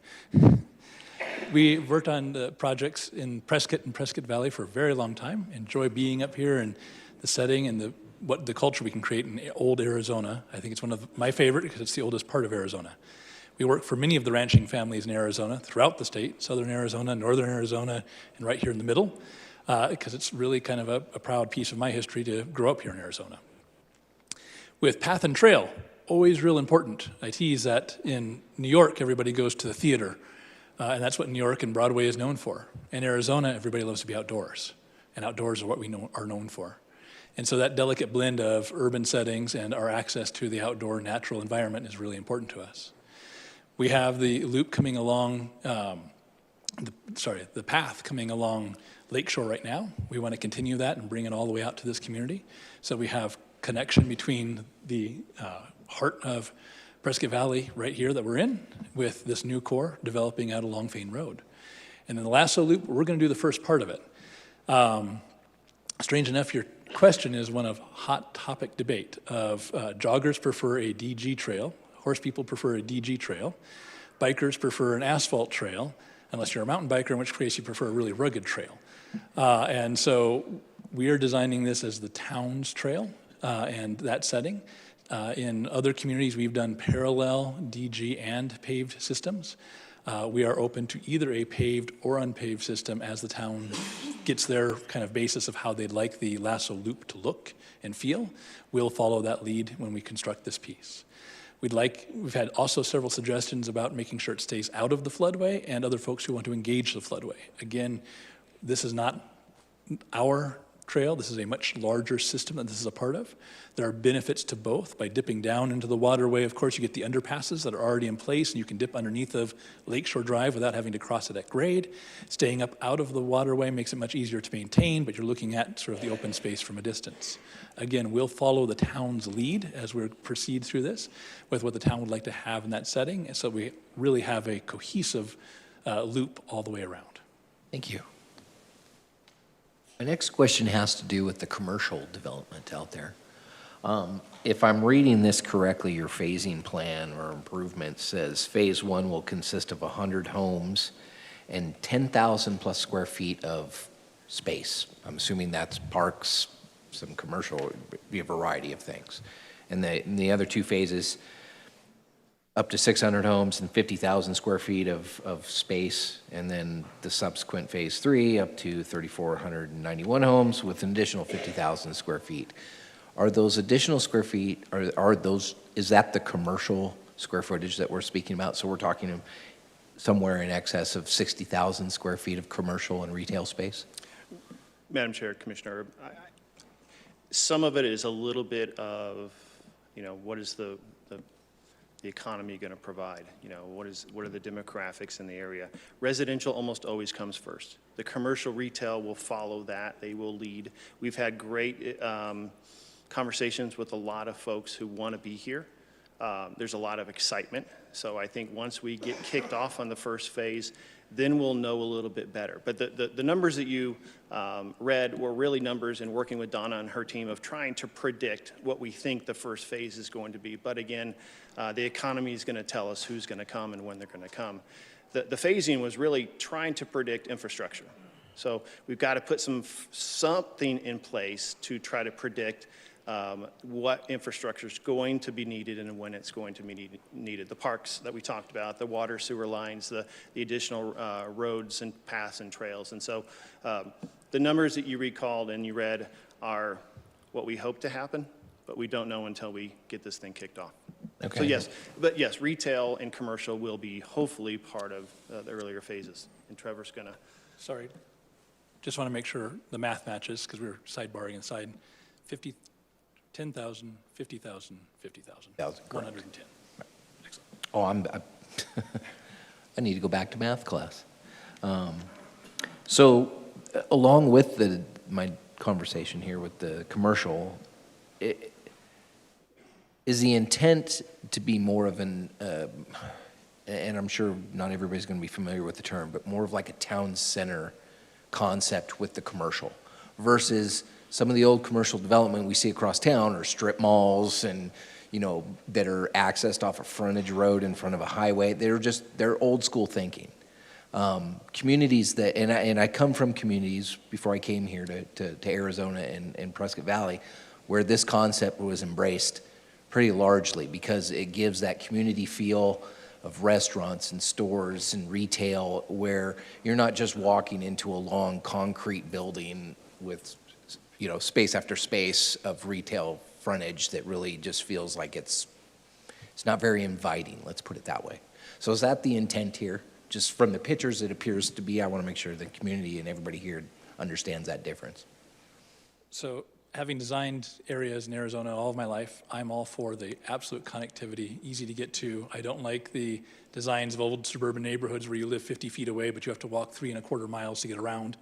To get there. We like things very well connected. We've done that in many, many of the communities we've designed. But I will also say that we don't know the future. Right now, retail is struggling, and so we're trying to find ways to support it and get it in place. This will be along a highway, and so that there will be people coming from other regions to this setting by car, and we're counting on those folks as well. And so I say that only because you said town core, and for some people, town core means there's no automobiles at all. It is entirely walkable. There's 6 stories of residential over 1 story of retail. We don't think it's getting that intense, but we do think it's an area where it's really integrated with the residential community that's surrounding it. Thank you.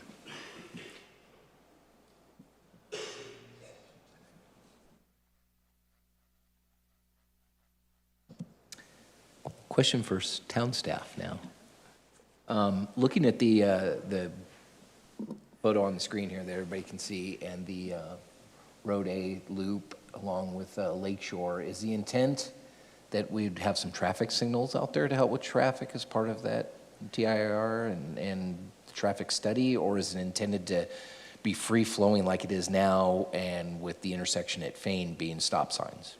Well, and that's what our traffic study is concluding with the amount of homes that are bringing on. I think there was one or two with the final report.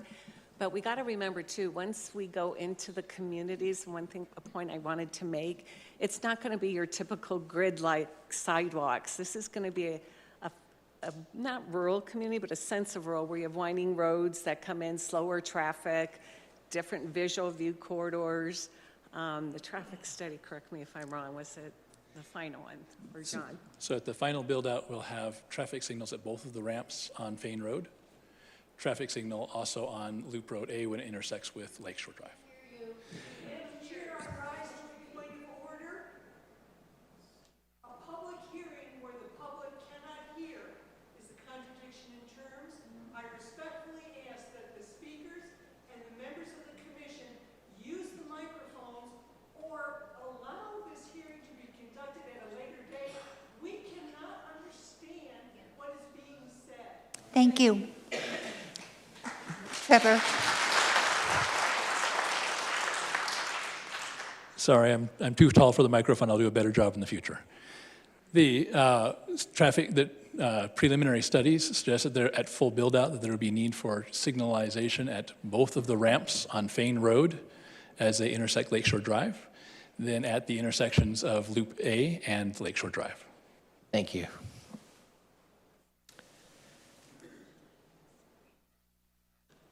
I believe that's all the questions I have. Thank you, Madam Chair. Commissioner Erb. I do have a couple questions for Mr. Lally.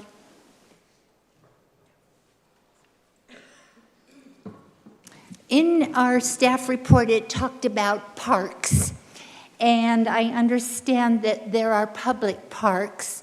In your presentation this evening, you mentioned the word private parks.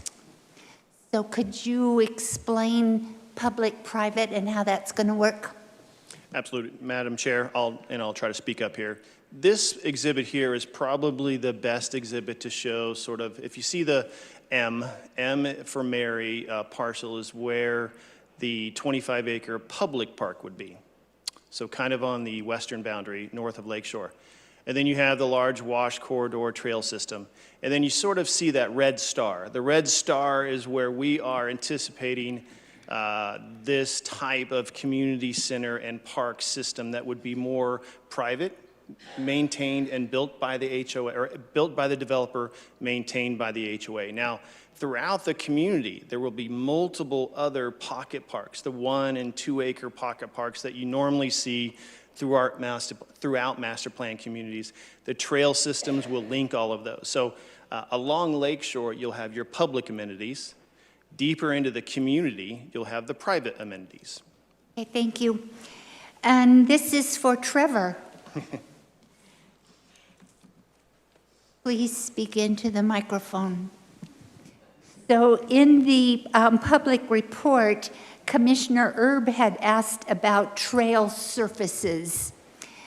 The word concrete surface is stated in the public report, and it says is preferred. I'm sure that's not going to happen for the Lasso Trail. Madam Chair, as I suggested, as the developer of the project, they are open to whatever that the town of Prescott Valley decides that they want for their trail system, and they will provide it in that manner. Then it also says artificial turf for the soccer fields. I thought I heard you say earlier grass. Madam Chair, unfortunately in the industry, both are referred to as grass, and I think one of the other commissioners was trying to get clarity on that as well. Often the use of the word turf is to refer to as an artificial surface, and lawn or grass also for the living surface, and they're very hard to distinguish which one means unless you actually say artificial or living. Thank you. Just a question. All phasing, this is for Mr. Lally. Sorry, Trevor. Maybe stick around. All phasing will come before P and Z, is that correct? Madam Chair, the PAD in front of you, you have copies of it, walks you through the typical process by which you see various phasings through preliminary development plans, final development plans. And so we will follow, for the residential, we will absolutely follow exactly the town's process for, you'll see a lot of it, you'll see a lot more details as those come forward. Now, there was some confusion in the beginning about whether or not the land was just going to be donated for police and fire substation, or if actual stick and brick buildings were going to be implemented. So with the letter that we received from Chief Freitag and verification from Mr. Fain, it is land only, 2.5 acres. Is that land going into the commercial corridor, or where do you see it being placed in the property? Madam Chair, unfortunately, I'm going to have to call Trevor back to the microphone. I think Trevor knows the exact location. I don't think it's in the commercial core. So let me find a land plan. I believe it's along Lakeshore between the two loop roads. But Trevor, I'll let you jump in. Bill, you're not going to like my answer. Madam Chair, we locate it wherever the fire chief says we locate it. Okay. He would like it along Lakeshore Drive currently. Okay, perfect. So it's going to be their indication and where they would like to put the substation. The fire station, yes, ma'am. Thank you. I don't...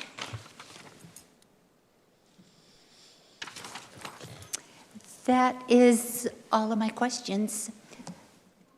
Yes, absolutely. I had one other comment for Donna, if she can come up. You had said something in the beginning of the presentation about currently this is county-owned property, we're looking to annex it.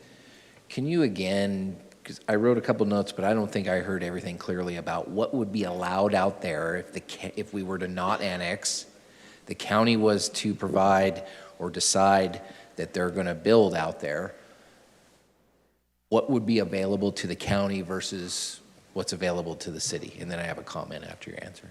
Yes, from what I understand, looking and understanding the whole process as to why they're annexing in, be 326 homes, which all would be on individual septic and water tanks, or the wells, and then the roads wouldn't be improved to, say, our standards. So it's a rural development of which our general plan does not call for. Which would mean potentially, no commercial, no fire station, Correct. no police station. Correct. No community parks. Okay. Thank you. Yes, and I would like to point out, too, the planners on this project are well-known throughout the country. Their expertise that they bring from other projects have really benefited us to move forward. We could have another project here one day that wouldn't have this type of planning and ability to move forward using total communication and total ideas back and forth, and I expect that to continue over the years. So I just want to make that statement. Thank you. I know Vice Chair Evans has one more comment. Yeah, I lied when I said I was turning off my microphone for the last time. I just want to have one word. It's great to see this amount of community involvement, and we're looking forward to hearing what you all have to say. I wound up on planning and zoning. 3 years ago, I started out as basically being the committee chair for a community group that was opposing a very large development. And one thing led to another, and I wound up on this commission.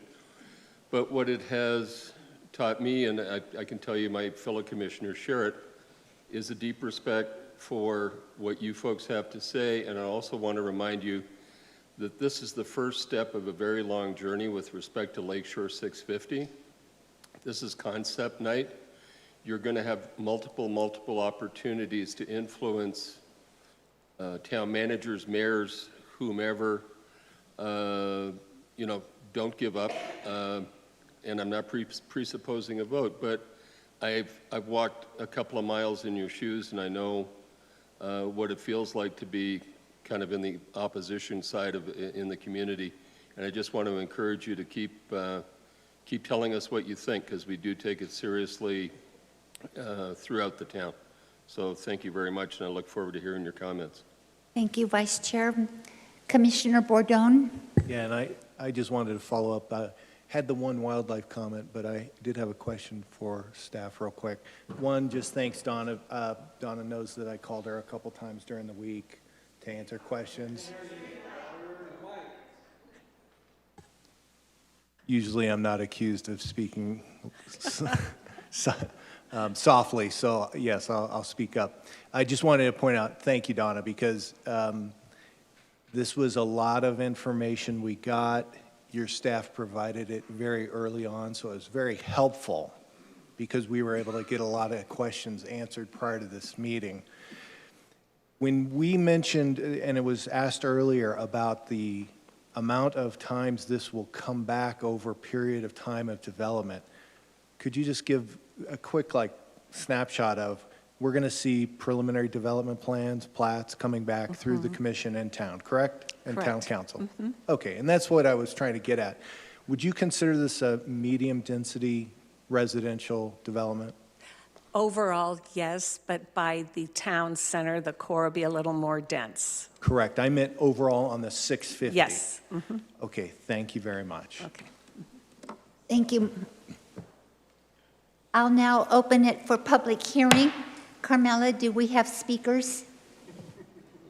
Sandy Graham. I'm sorry, I didn't hear the name. Sandy Graham.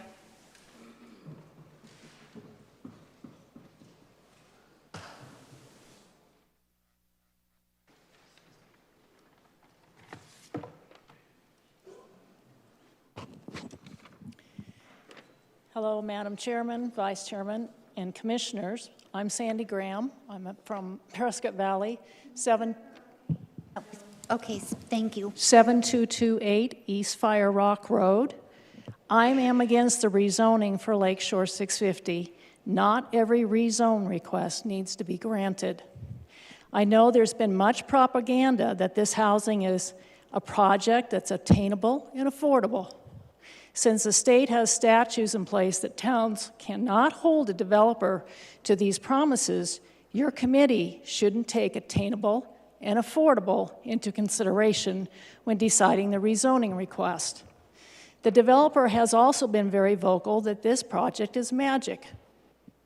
In the house, they will house all those that need of housing as well as many more jobs in our area.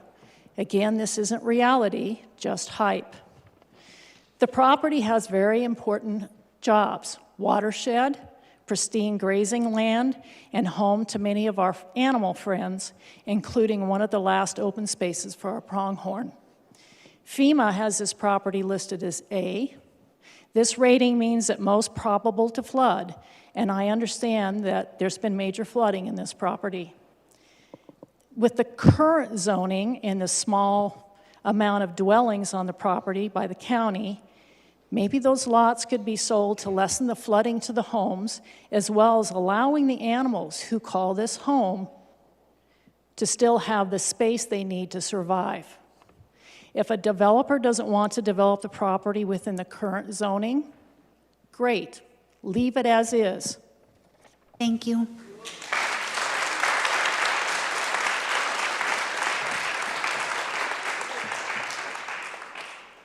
Miss Carmela, I want to see if Miss Jean, do you want to come up and make your public comment since I postponed you?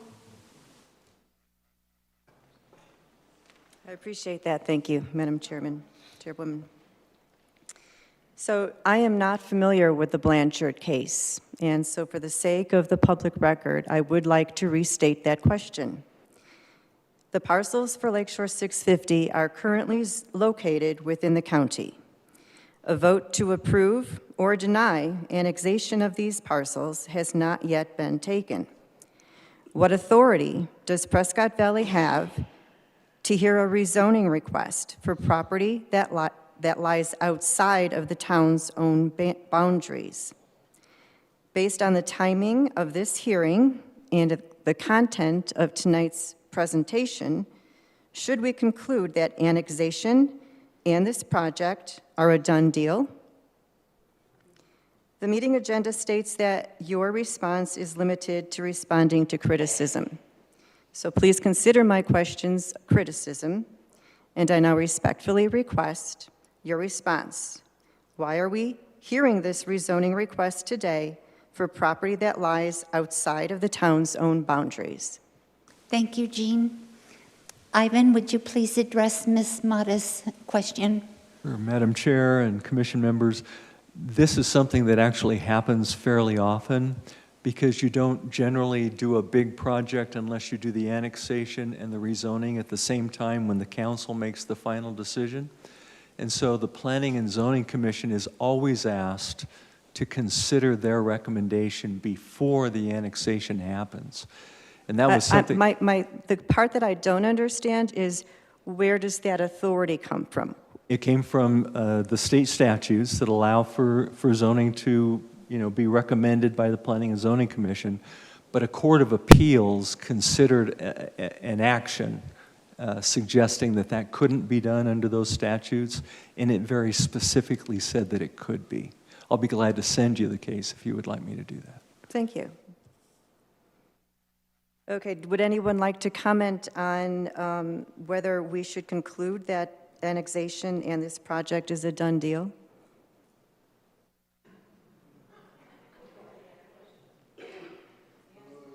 Thank you, As Ms. part of my criticism? No? Thank you. All right, thank you.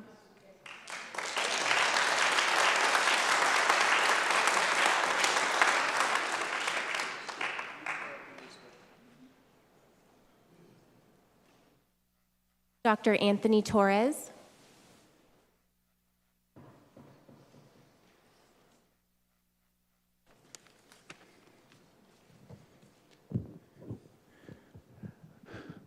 Good evening. I'm Dr. Anthony Torres, representing Dignity Health YRMC.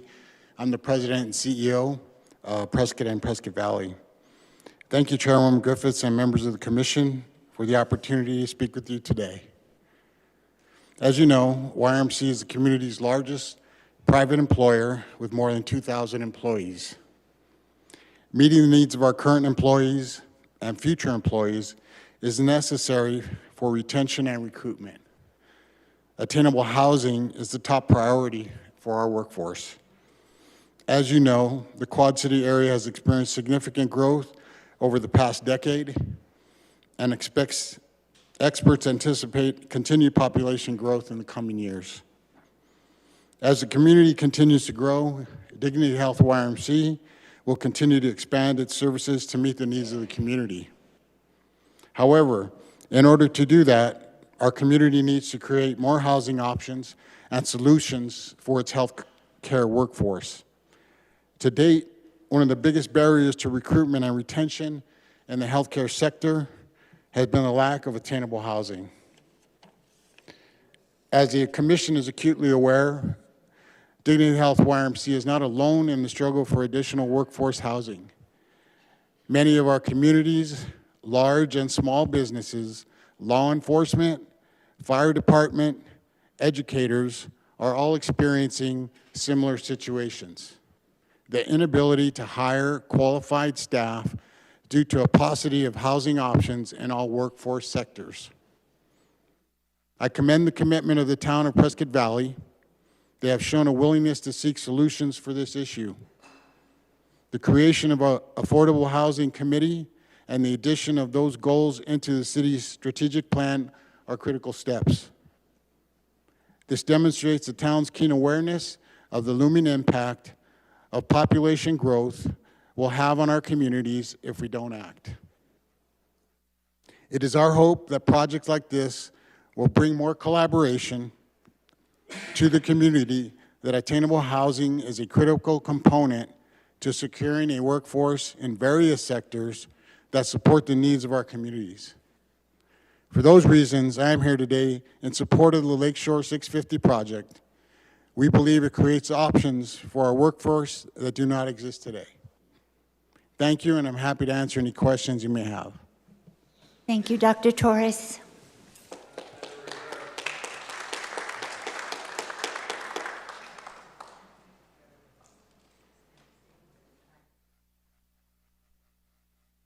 David Siegler.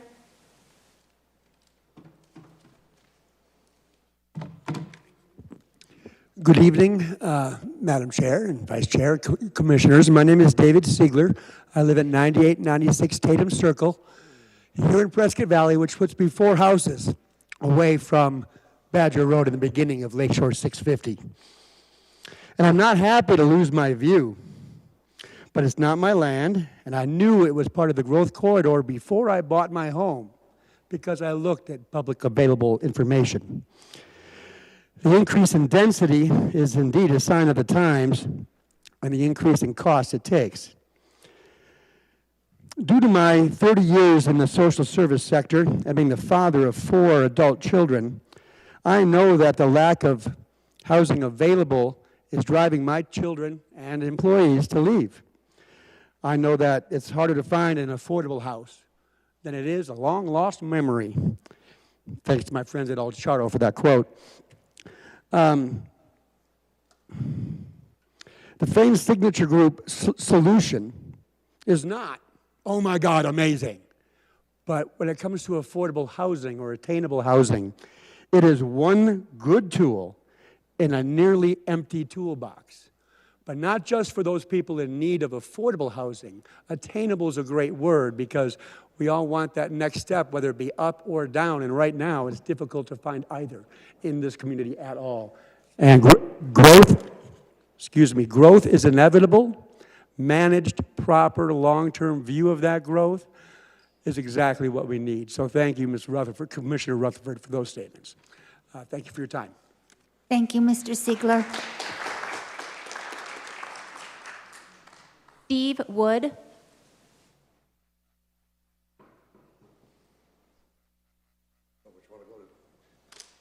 Steve Wood, I live in the Viewpoint, 7419 North Summit View.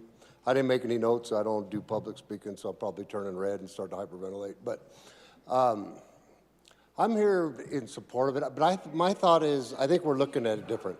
Speak into the microphone. Oh, I'm sorry. I could hear myself. Is this better here? I think we're looking at it wrong. The people are coming. We got people moving here. The place is going to continue to grow. We can hold our breath, we can stomp our feet, we can scream no, no, no, but they're coming. We got to look at what kind of town we want to live in. Do we want that to be the county? Do we want that area to look like Coyote Springs, Antelope Meadows, the trailer park they're putting out at the backside of Antelope Meadows? I don't think so. I think we want to have a controlled growth. Let's put some nice houses over there. Let's make it nice. Let's make it to the town standards. Are we going to be able to afford it? Who knows? I mean, it's going to be the open market. Until you can get the corporations to quit buying single-family homes, you're not going to be able to afford a house. But, I mean, let's see what they do. I don't think it's going to be affordable for everybody, but there's going to be a lot of people moving in here that can't afford it. And if not, they're going to build it like the county, and I don't think that's what we want. I think we should annex it and build it and make it part of the town. That's it. Thanks.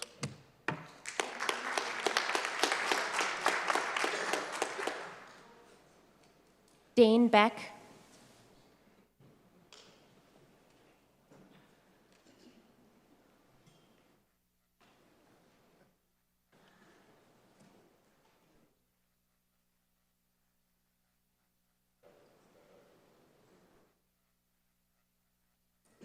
Hello, Dane Beck, 2901 North Glassford Hill Road.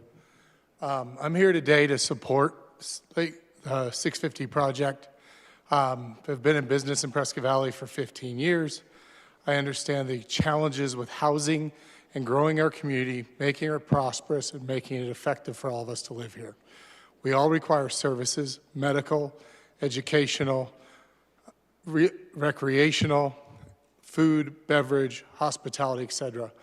All of this requires people to work in our businesses, and right now it's extremely difficult to recruit to this area given the housing problem. Again, I echo Steve Wood. I don't know what the affordability will be ultimately, but we do need housing to make this a prosperous community we all want to live in. When communities die, when communities only go to rural, uncontrolled growth, it's not good for the community. Thank you. Thank you, Mr. Beck. Randy Vosberg.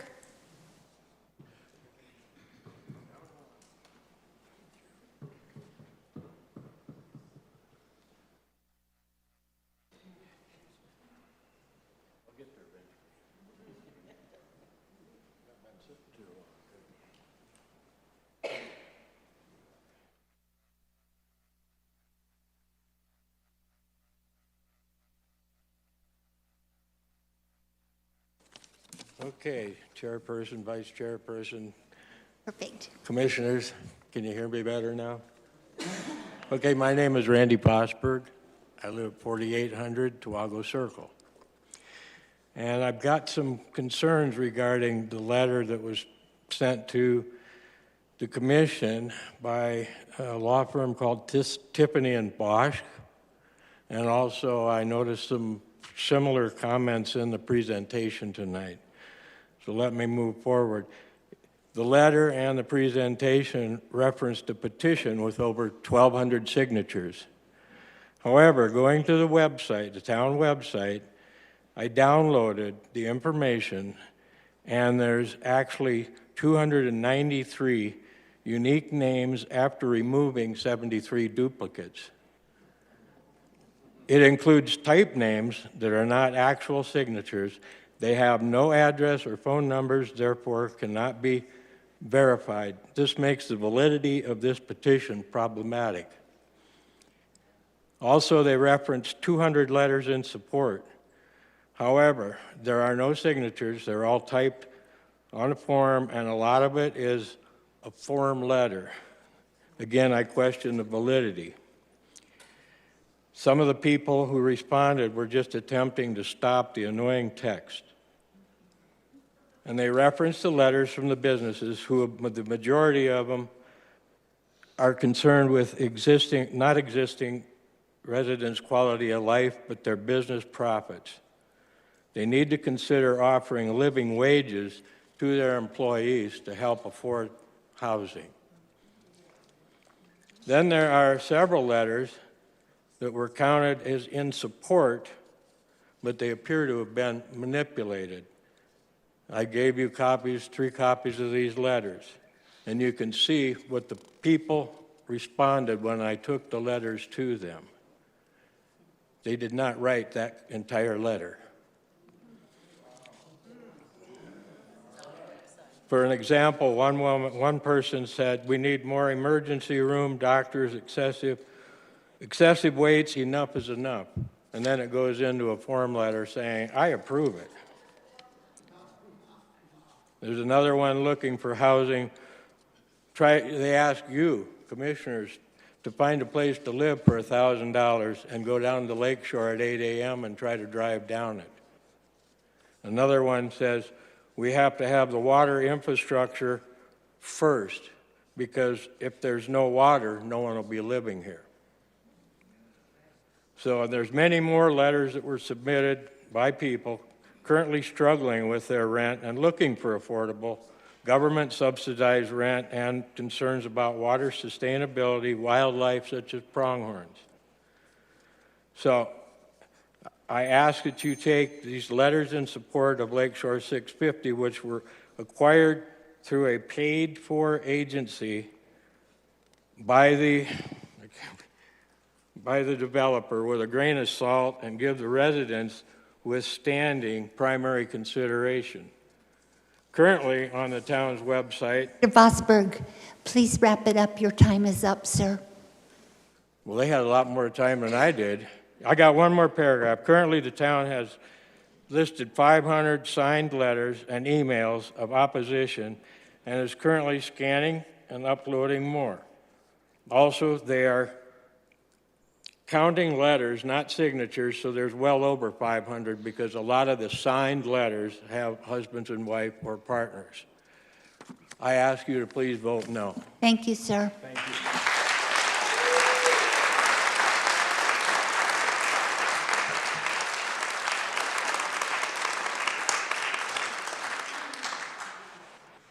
Eileen Nabasic.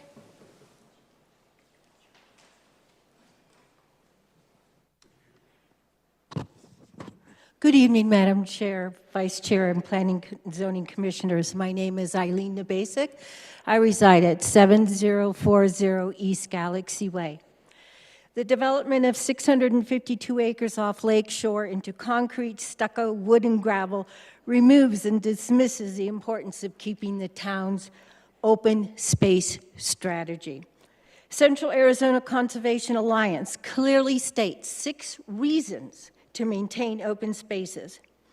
Our open spaces support our local businesses and attracts investments such as restaurants and hotels.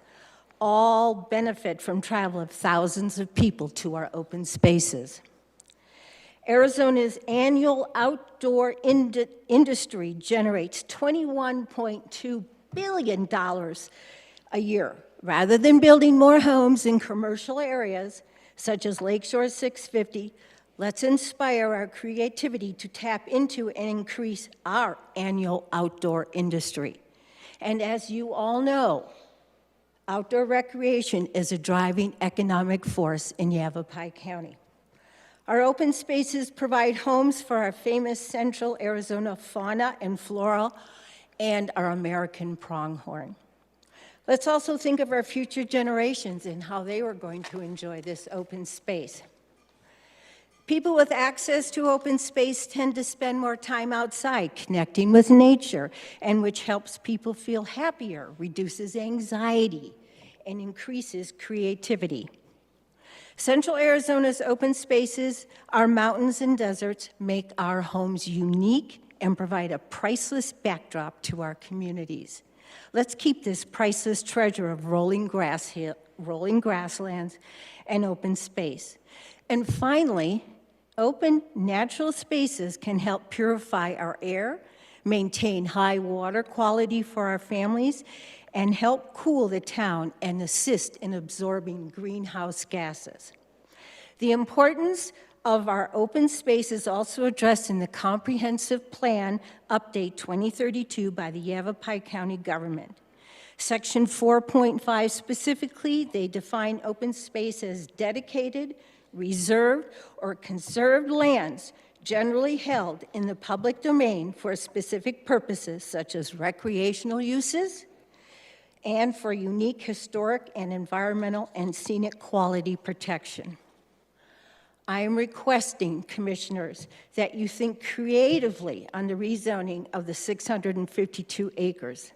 Let's keep our community's uniqueness by stopping the home building sprawl and keep our open space. Thank you.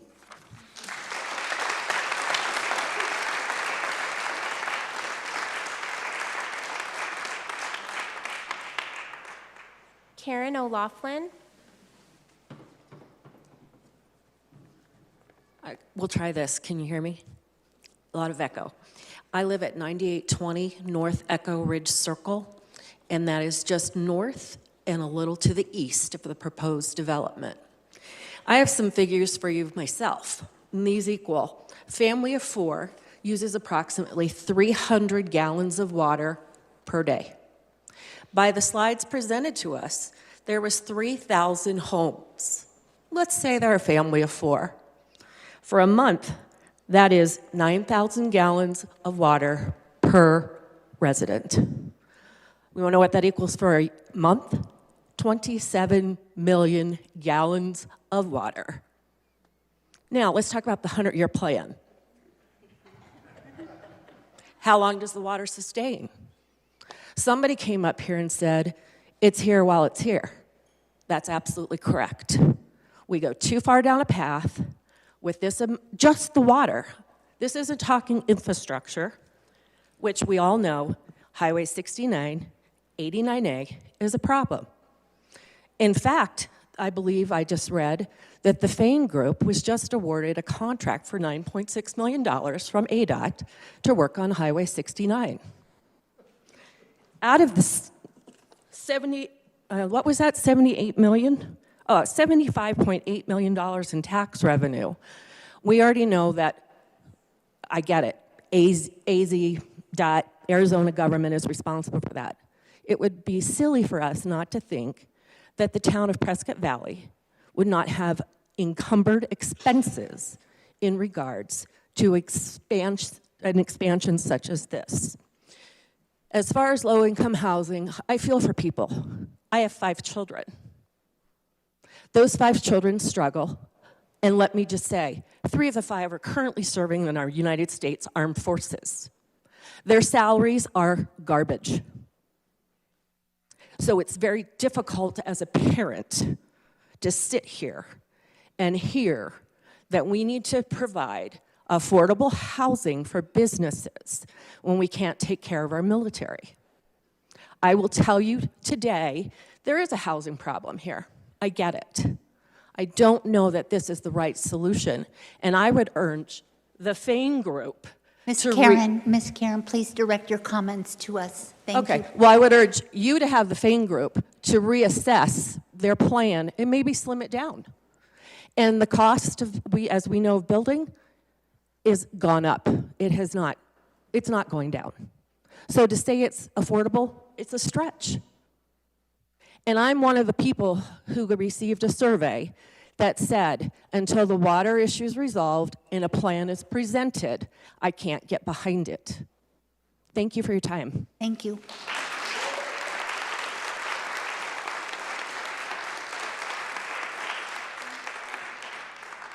Carmela, one moment, please. Just for a point of clarification, Ms. Karen, Fan Contracting had the ADOT contract, not Fain Signature Group. So I just wanted to clarify that. It's difficult when it's so similar, right? I know, you're right, totally right. Bill Dolan.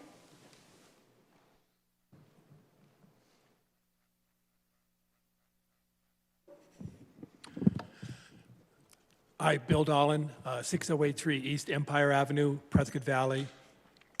I didn't know that much about this project. That was one of the reasons I decided to come down here this evening.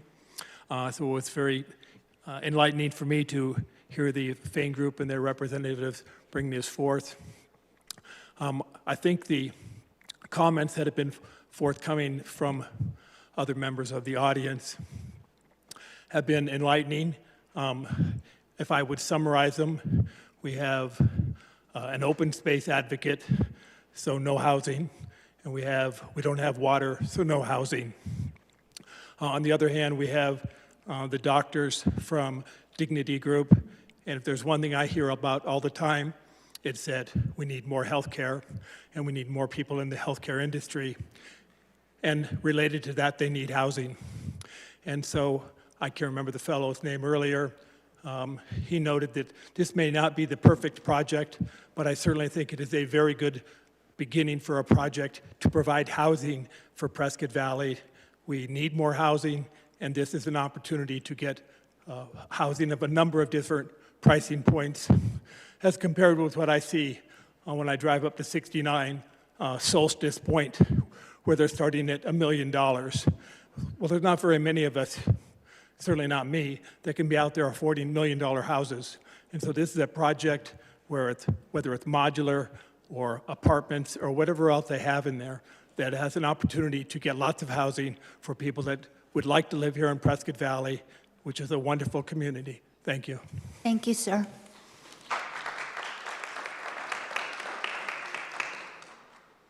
Mark Weber.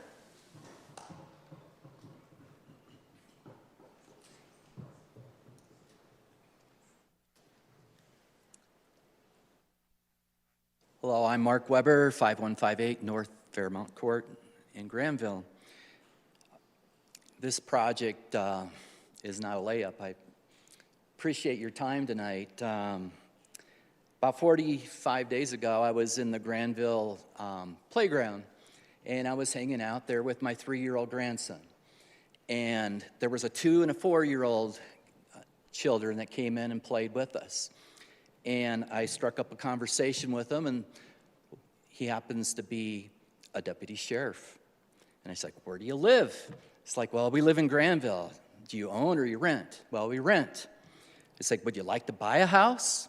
He said, yeah, we'd love to buy a house. Have you heard about Lakeshore 650? No. Didn't have an idea. I did a survey the other day on Nextdoor. Imagine that. 80% of the respondents, 80% said they bought a house under age 35. Think about that. Today, none of them can do that because of the price points. So if we were going to build this Lakeshore 650, I get it. I saw the pictures up here with all the kids because there has to be a community where our children can grow up. I have a 3-year-old grandson. He lives around the corner from us. I'm blessed about that. But be honest with you, it'd be great to have a 2 and a 4 and a whole bunch of kids. We just don't see the kids around here. 28% of our population's over 65. And my question for the audience and for anybody that's against this, who's going to take care of you in 10 years? And where are they going to live? And where are they going to live? So I like the project. I've been in the mortgage banking world in the past, and something that brought up my thought process was 2 things about credit: capacity and character. Okay, let's talk about that. And I've only got 44 seconds to kind of wrap this up. But capacity is built off of what you make on a per hourly basis. So here, instead of focusing on affordable and attainable, I would like you to focus on benchmark. And the benchmark of $22 an hour times 2, okay? And take that gross monthly income, which comes out to be, I've got it written down here, $350,000 mortgage is my benchmark. And at $350,000, at 7%, where the interest rate is now, you're at $28.56, okay? That's your benchmark for a monthly payment. I'm sorry? Mr. Weber, thank you. So, Mr. Weber, yeah. thank you. Your time is up, So sir. can I finish up with one more thought? Quick thought, sir. Okay. So this whole thing, the whole thing as far as that I want to mention is if you brought in a grocery store as far as like a fries and you led with that, or if you brought in a medical center for like a heart hospital to take care of everybody, I think it would be an easier sell. But I think the benchmark is affordable and attainable at $350,000. So when you do your planning, and if you'd like to call me and talk to me about that, I'd be happy to help you. Thank you, with Mr. that. Weber. Appreciate you. Nancy Frethy.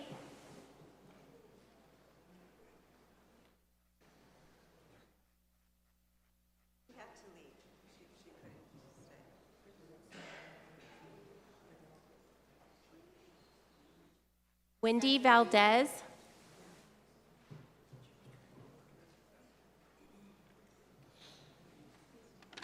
Hi, my name is Wendy Valdez. I live in Orchard Ranch. Welcome, Town Council. Welcome, PUD. I'd just like to say one word: water. W-A-T-E-R. Water is a natural resource that is not guaranteed. It is being consumed at a higher rate than it can be replaced. Wells are running dry, and you have to dig deeper. Land is parched, and wells are being contaminated. Example, Chino Valley. One household uses an average of 75,000 to 100,000 gallons of water a year. Do the math. All the builders, Fain brothers, everyone, please be responsible.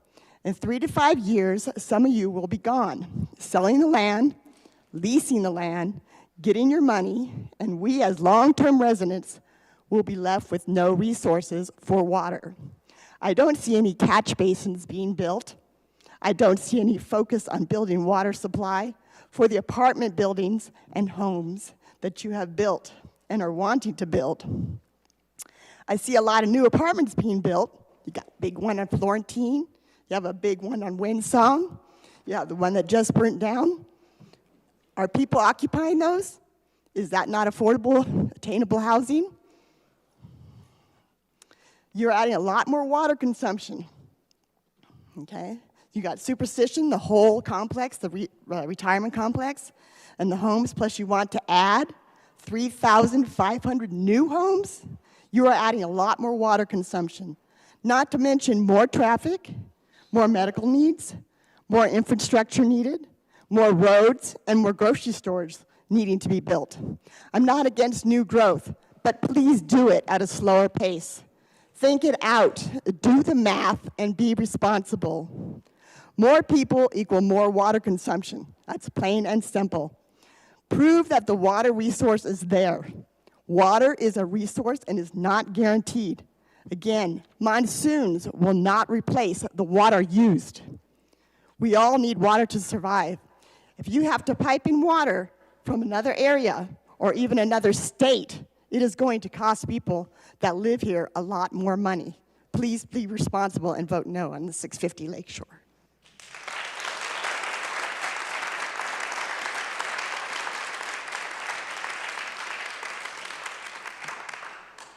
Joel Babcock.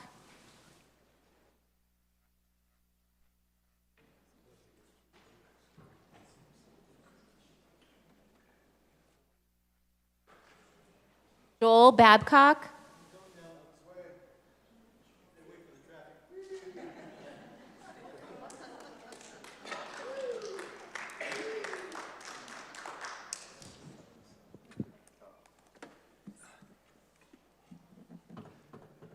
Good evening, Commissioners. My name is Joel Babcock. I live at 9333 East Spouse, right at the end of Spouse, overlooking the pasture area where this development is going to take place. I'm really not into having the development happen. I like hearing the cows moo at night when I'm sitting on my patio. And as far as also for the pronghorn that live there, and Mr. Developer, the pronghorn need more than 50 acres because they run 60 miles an hour. And also, I'm not looking forward to seeing Lakeshore Drive turn into Lakeshore Highway. Because with all the people moving in there, you're going to have to widen that road. 2 lanes ain't going to cut it. And like they talked before, how are you going to access it in an emergency situation? One other thing is that what happens when all the traffic comes down to Navajo and Lakeshore? There's no room for any development. I mean, you're going to put a stoplight, a roundabout. It's going to be a mess. That's all I have. Thank you. Epcot.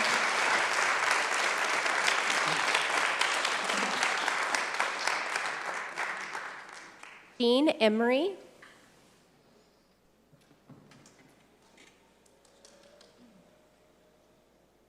Hello, I'm Jean Emery at 9834 Rimrock Drive, PV. That is one street slightly north of Lakeshore, all the way to the end of Unit 20. And I ask everyone to consider, please, the effect that it's going to have on the existing residents. I think that needs to be taken into consideration. Lakeshore has already become very noisy ever since they put Fain Road through, and Lakeshore east of Navajo is in a slight valley. The noise is quite considerable.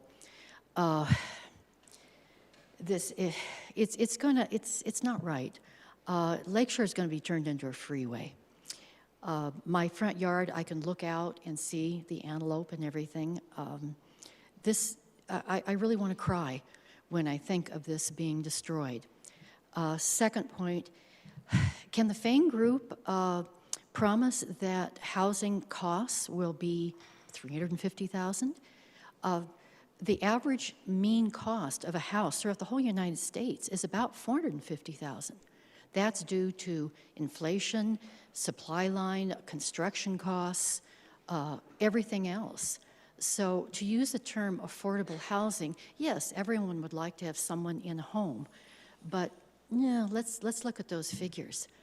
And lastly, I'm going to beg you to please not allow a commercial section in there. This is just destroying our city.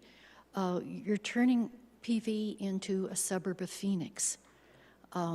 Please, if it must go through, have very low-density housing and be very mindful of the effect the traffic is going to have on Lakeshore and the existing residents. Thank you very much.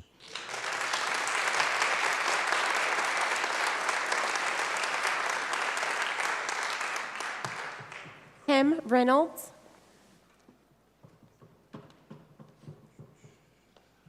My name's Tim Reynolds, 4016 North Tonopah. So we're going to talk a little bit about density. 650 acres. Now you got to take away 100 acres for commercial. There's 550. You take away 50 acres for your wildlife corridor. That's 500. And then you take away 25 for the park, 475. Now they're talking about some other more open spaces and stuff. So now take 475 acres and divide that by your 3,400 homes. There's your true density. Don't go with the 650, because that 650 is meaningless. It's 475 or 450. So you can visualize how dense that complex is going to be. Let's talk about affordable and attainable. I've brought this up many times before, mostly before City Council. Give us price points for affordable and attainable. Don't just use definitions that are meaningless, because then what do we get? We get these brand new apartments just over the horizon here, where a studio apartment starts off, I think, $1,500. One-bedroom apartment, $1,700. Two-bedroom apartment, $2,400. You get Granville with the houses starting at $500,000. Those aren't affordable or attainable. I understand not everything can be affordable or attainable, but please give us a price point when you use those words. So then I can say, yes, that is affordable or attainable for someone making $20 an hour.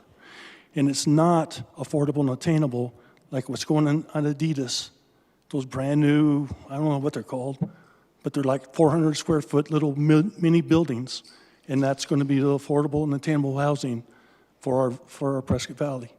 That's just not right. Give us some price points. Make sure that this is a proper development for this location, and I don't think it is. Thank you very much.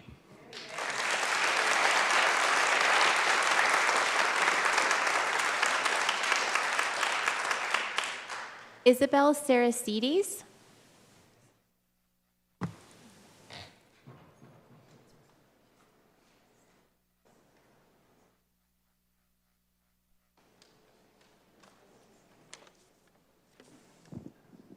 Isabel Cedesedes, 8001 North Sage Vista. I'm a 15-year resident. Madam Chair and Commissioners, first off, thank you for your service to our community. This development proposal is putting the cart before the horse. The annexation has not been approved. I have concerns regarding this project and the 2035 general plan. Lakeshore 650 is not identified in Chapter 5 as a growth area development, and it is not shown as being within town limits. The area in question is identified as a Tier 2 area.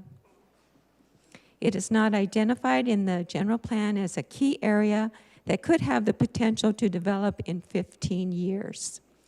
And you all know that the general plan went to a vote.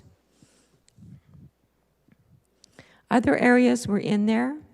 I also heard someone else talk about the $40,000 reduction in population that was urged to the voters to pass the general plan.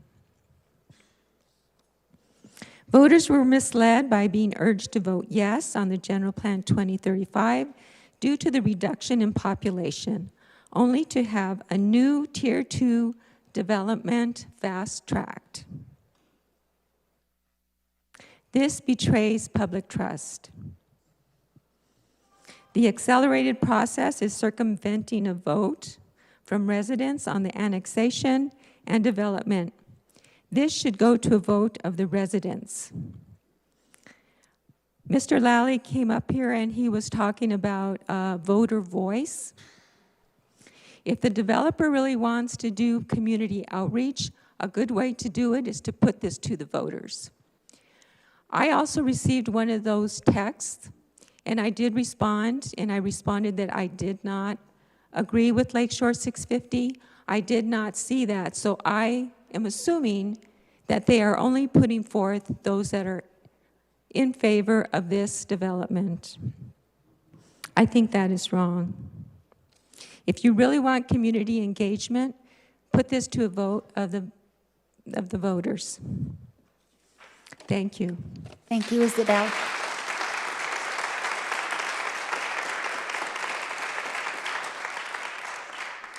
Patricia Betzold.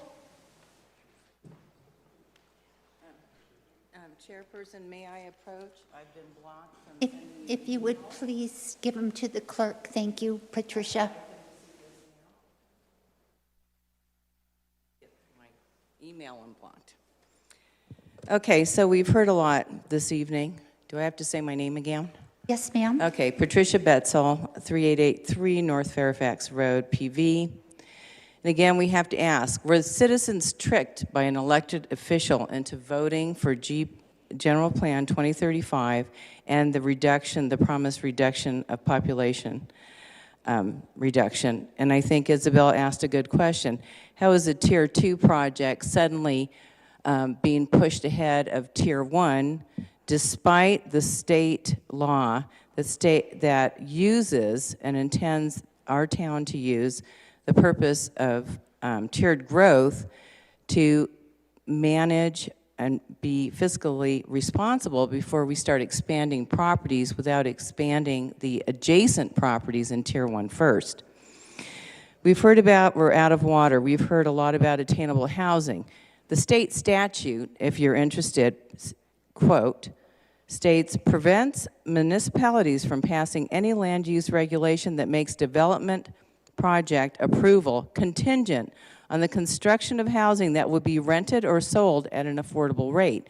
So again, we can talk till the cows come home, but there is no legal means of compelling any developer from delivering attainable housing. None at all in the state of Arizona.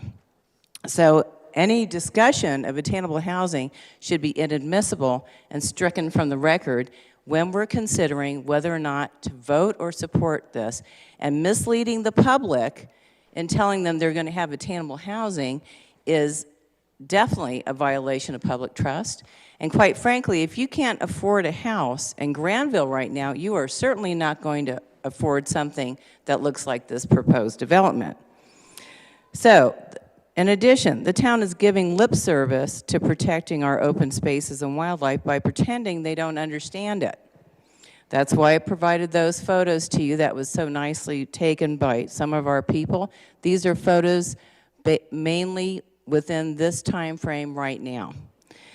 The town has also stood by while pronghorn continued to be eradicated in Prescott Valley at the request of developers since 2012. That is documented by the Arizona Antelope Foundation and Game and Fish. And that's where the animals are hiding right now, on top of Glassford Hill and in the Aqua Fria Basin, where they have water and where they have their nursery. So, in addition, during a study session recently, the town mentioned they're considering bringing back the CFDs. Some of you have one of these. That's basically something property owners have to pay until the debt is paid off, as well as other things like endorsing a trust fund for developers because they can't afford. The fake letters were mentioned. Ms. Patricia, wrap up your 3 minutes, please. They also, okay, you just took 10 seconds from me. But anyway, we were also able to locate hundreds of letters that the city manager was holding, letters signed by residents and posted by residents, trusting that the town would take them into account. They were sitting in a file somewhere. Time is up. And that is also a violation of public trust. Okay, and finally, the master development will give this developer unlimited control over this unless it requires an amendment to the general plan. Sandy, you will not be seeing this, any of those changes Time in is this up, meeting. Patricia. Thank you.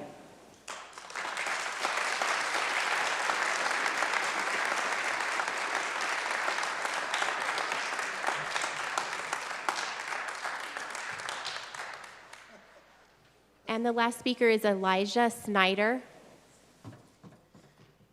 I'm Elijah. Me and my wife and my 3 kids live on Karen Circle, 8183. Karen Circle, you can take 30 seconds for me to make up the difference here. I'm raising 4th-generation residents of the area since my grandmother moved here in the 1960s, and I graduated from Bradshaw. I learned to read partially in this library next door when it was one of the only structures in sight. I'm here because of what I feel to be the clear best interest of my friends and family who are working-class contractors and employees with deep roots in the town. Our livelihoods are deeply connected with new home construction. We don't view new homes as a threat or a burden.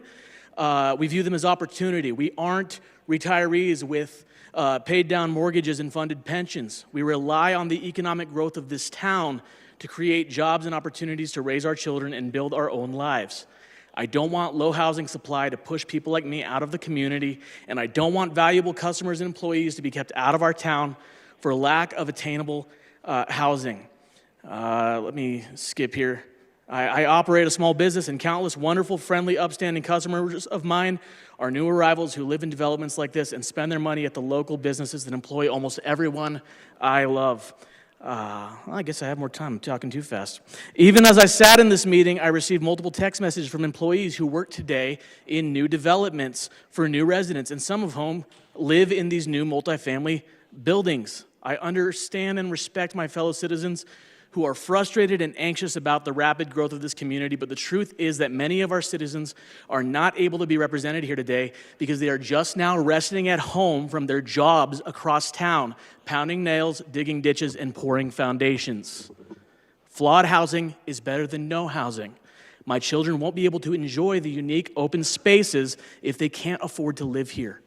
Regardless of how many gallons of water my kids drink, I'd rather them drink that water from a measured and tracked municipal system before they go play soccer. I'm asking you to support a free market environment and an environment of opportunity for young families by moving forward with the zone map change for Lakeshore 650. Thank you. Thank you, Elijah.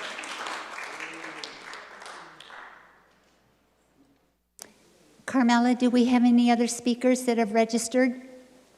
No, Chair. Thank you. At this time, are there any other speakers that would like to come to the podium? Please come up, sir.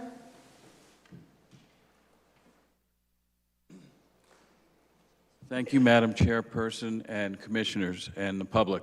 My name is Kenneth Freund. I live at 13401 East Palomino Lane. I'm going to make this short. I have 3 facts to share with you. The first one is that we have approximately 40 million people on our western border, and millions of them are considering moving out. We cannot build enough houses to house all of them. Fact number 2, if you look, is there anyone here that can predict exactly to the 10th of an inch how much rain we'll get in our monsoon season? I doubt it. So how can we make a prediction, an accurate prediction of how much water we're going to have in 100 years? Okay, that's smoke and mirrors. And fact number 3, you cannot build your way out of a water shortage. Thank you. Thank you, Mr. Floyd.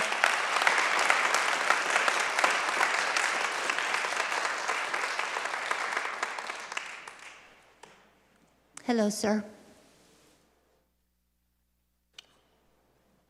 The name is Hammes, Hammes. Your first name is Hammes? First name is Joe. 6873 Voltaire. I hope that's fine. You have public comment for 3 minutes, sir. This isn't going to take, I've been coming to these meetings for 7 years, this and the town council. So I have heard this developer pitch Granville, Jasper, University, and the apartments. It's all the same. And I can tell you if this plan is approved, once they get going, they will be in here every 2 months looking for a change order. And all these glorious amenities they're promising, they will be the last thing they do. That's it. Thank you, sir.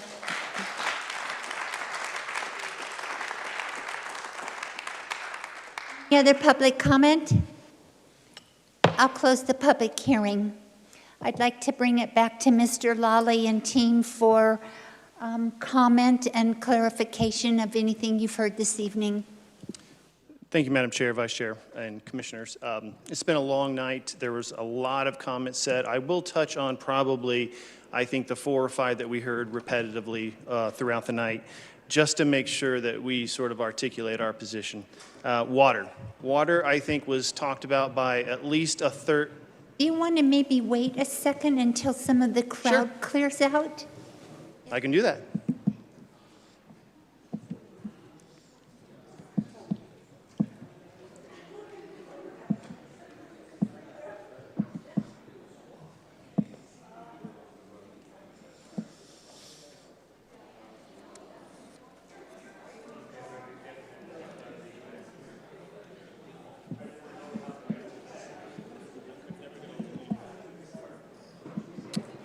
Questionable one.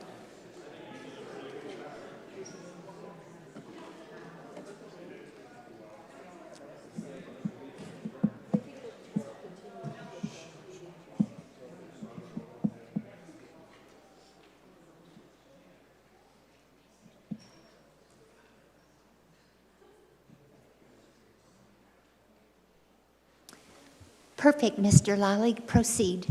Thank you, Madam Chair, Vice Chair, and members. I'll try to be brief. Again, touching on just a few of the topics that continue to be repeated tonight. Water.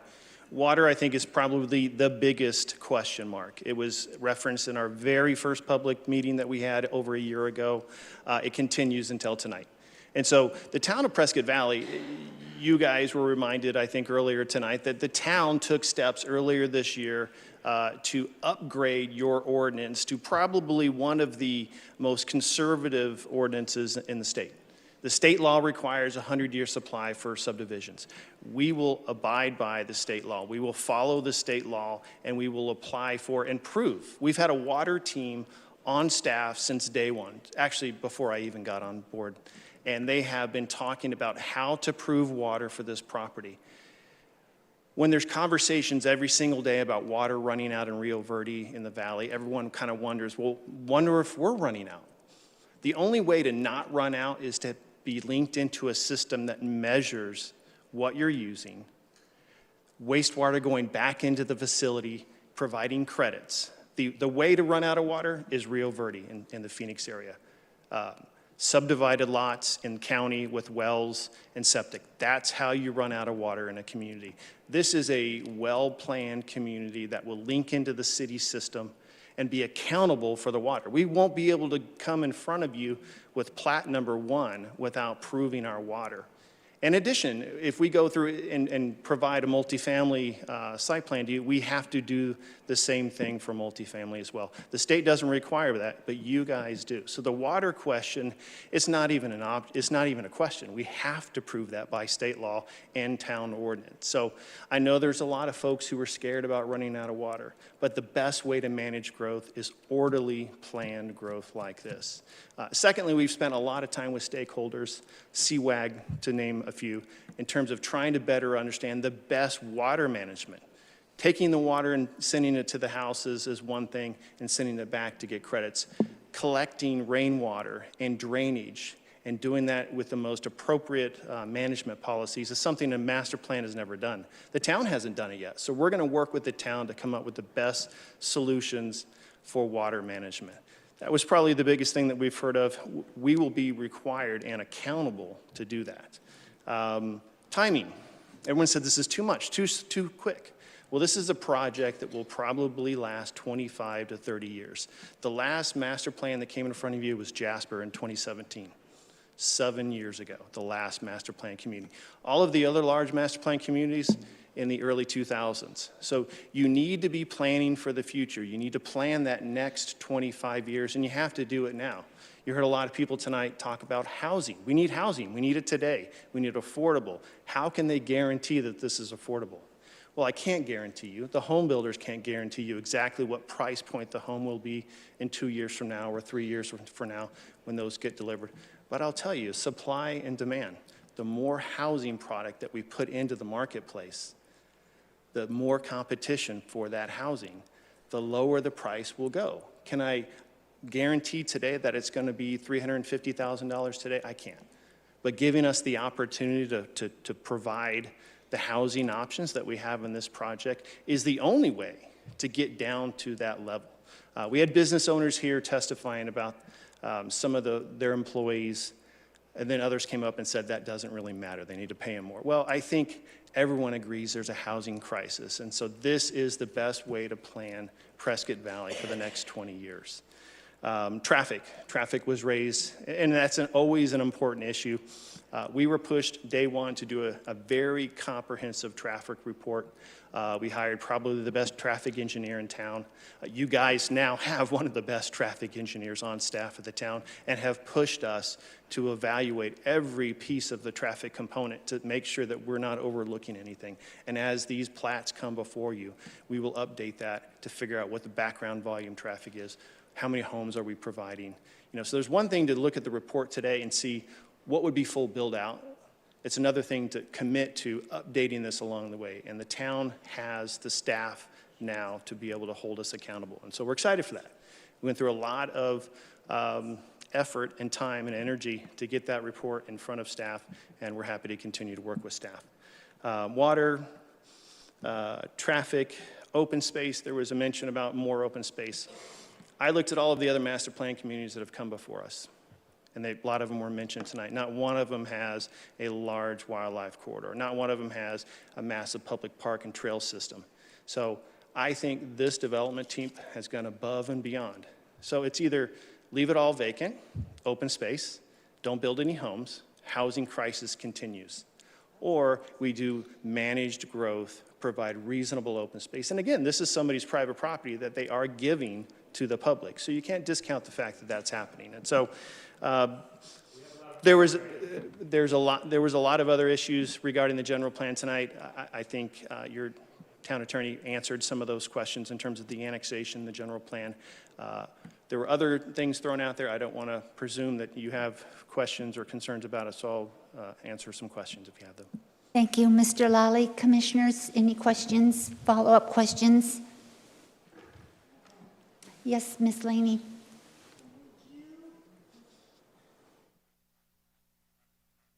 Would you define managed growth? Commissioner Laney, say that one more time. I'm sorry. Would you, in your definition, define managed growth? How would you define it for the people in the audience? I'm not sure I follow. I apologize. Everyone has a different definition of managed growth, and I think... I'm sorry. Now I understand. Managed growth. And Trevor's going to help me if I get it wrong. But my definition would be exactly what the town is required of us. You take a piece of property, you look at the general plan in terms of what the capacity is. Then you look at the general plan to see, are there available infrastructure, roadways? So you check the box, Fane Road, Lakeshore, it exists there today. Then you check the box and you go through all of water, sewer, all of the infrastructure needs, and then you go to whether there's a need, and then you put a mechanism in place to manage that over time. And I think the town has done a good job so far of managing growth in the town. I think this project is the next level of managing growth. So I think alternatively, if we stay in the county and we developed under the county standards, that's unsustainable growth. That is not growth that is being held to account for water usage, environmental usage, drainage. You don't do a master grading and drainage. Who knows what would happen with drainage on Lakeshore if it stayed in the county. So Commissioner Laney, I think what you guys are doing here at the town, your capable staff and this commission, is the epitome of managed growth. Thank you. Commissioners, any questions? Bring that back to the commission for a motion to recommend approval of ZMC 23-004. Madam Chairman, I move to approve ZMZ 23-004 Lakeshore 650 as outlined in June 10, 2024 staff report, along with conditions to be outlined in each submitted phase of development. Thank you, Commissioner Rutherford. Do we have a second?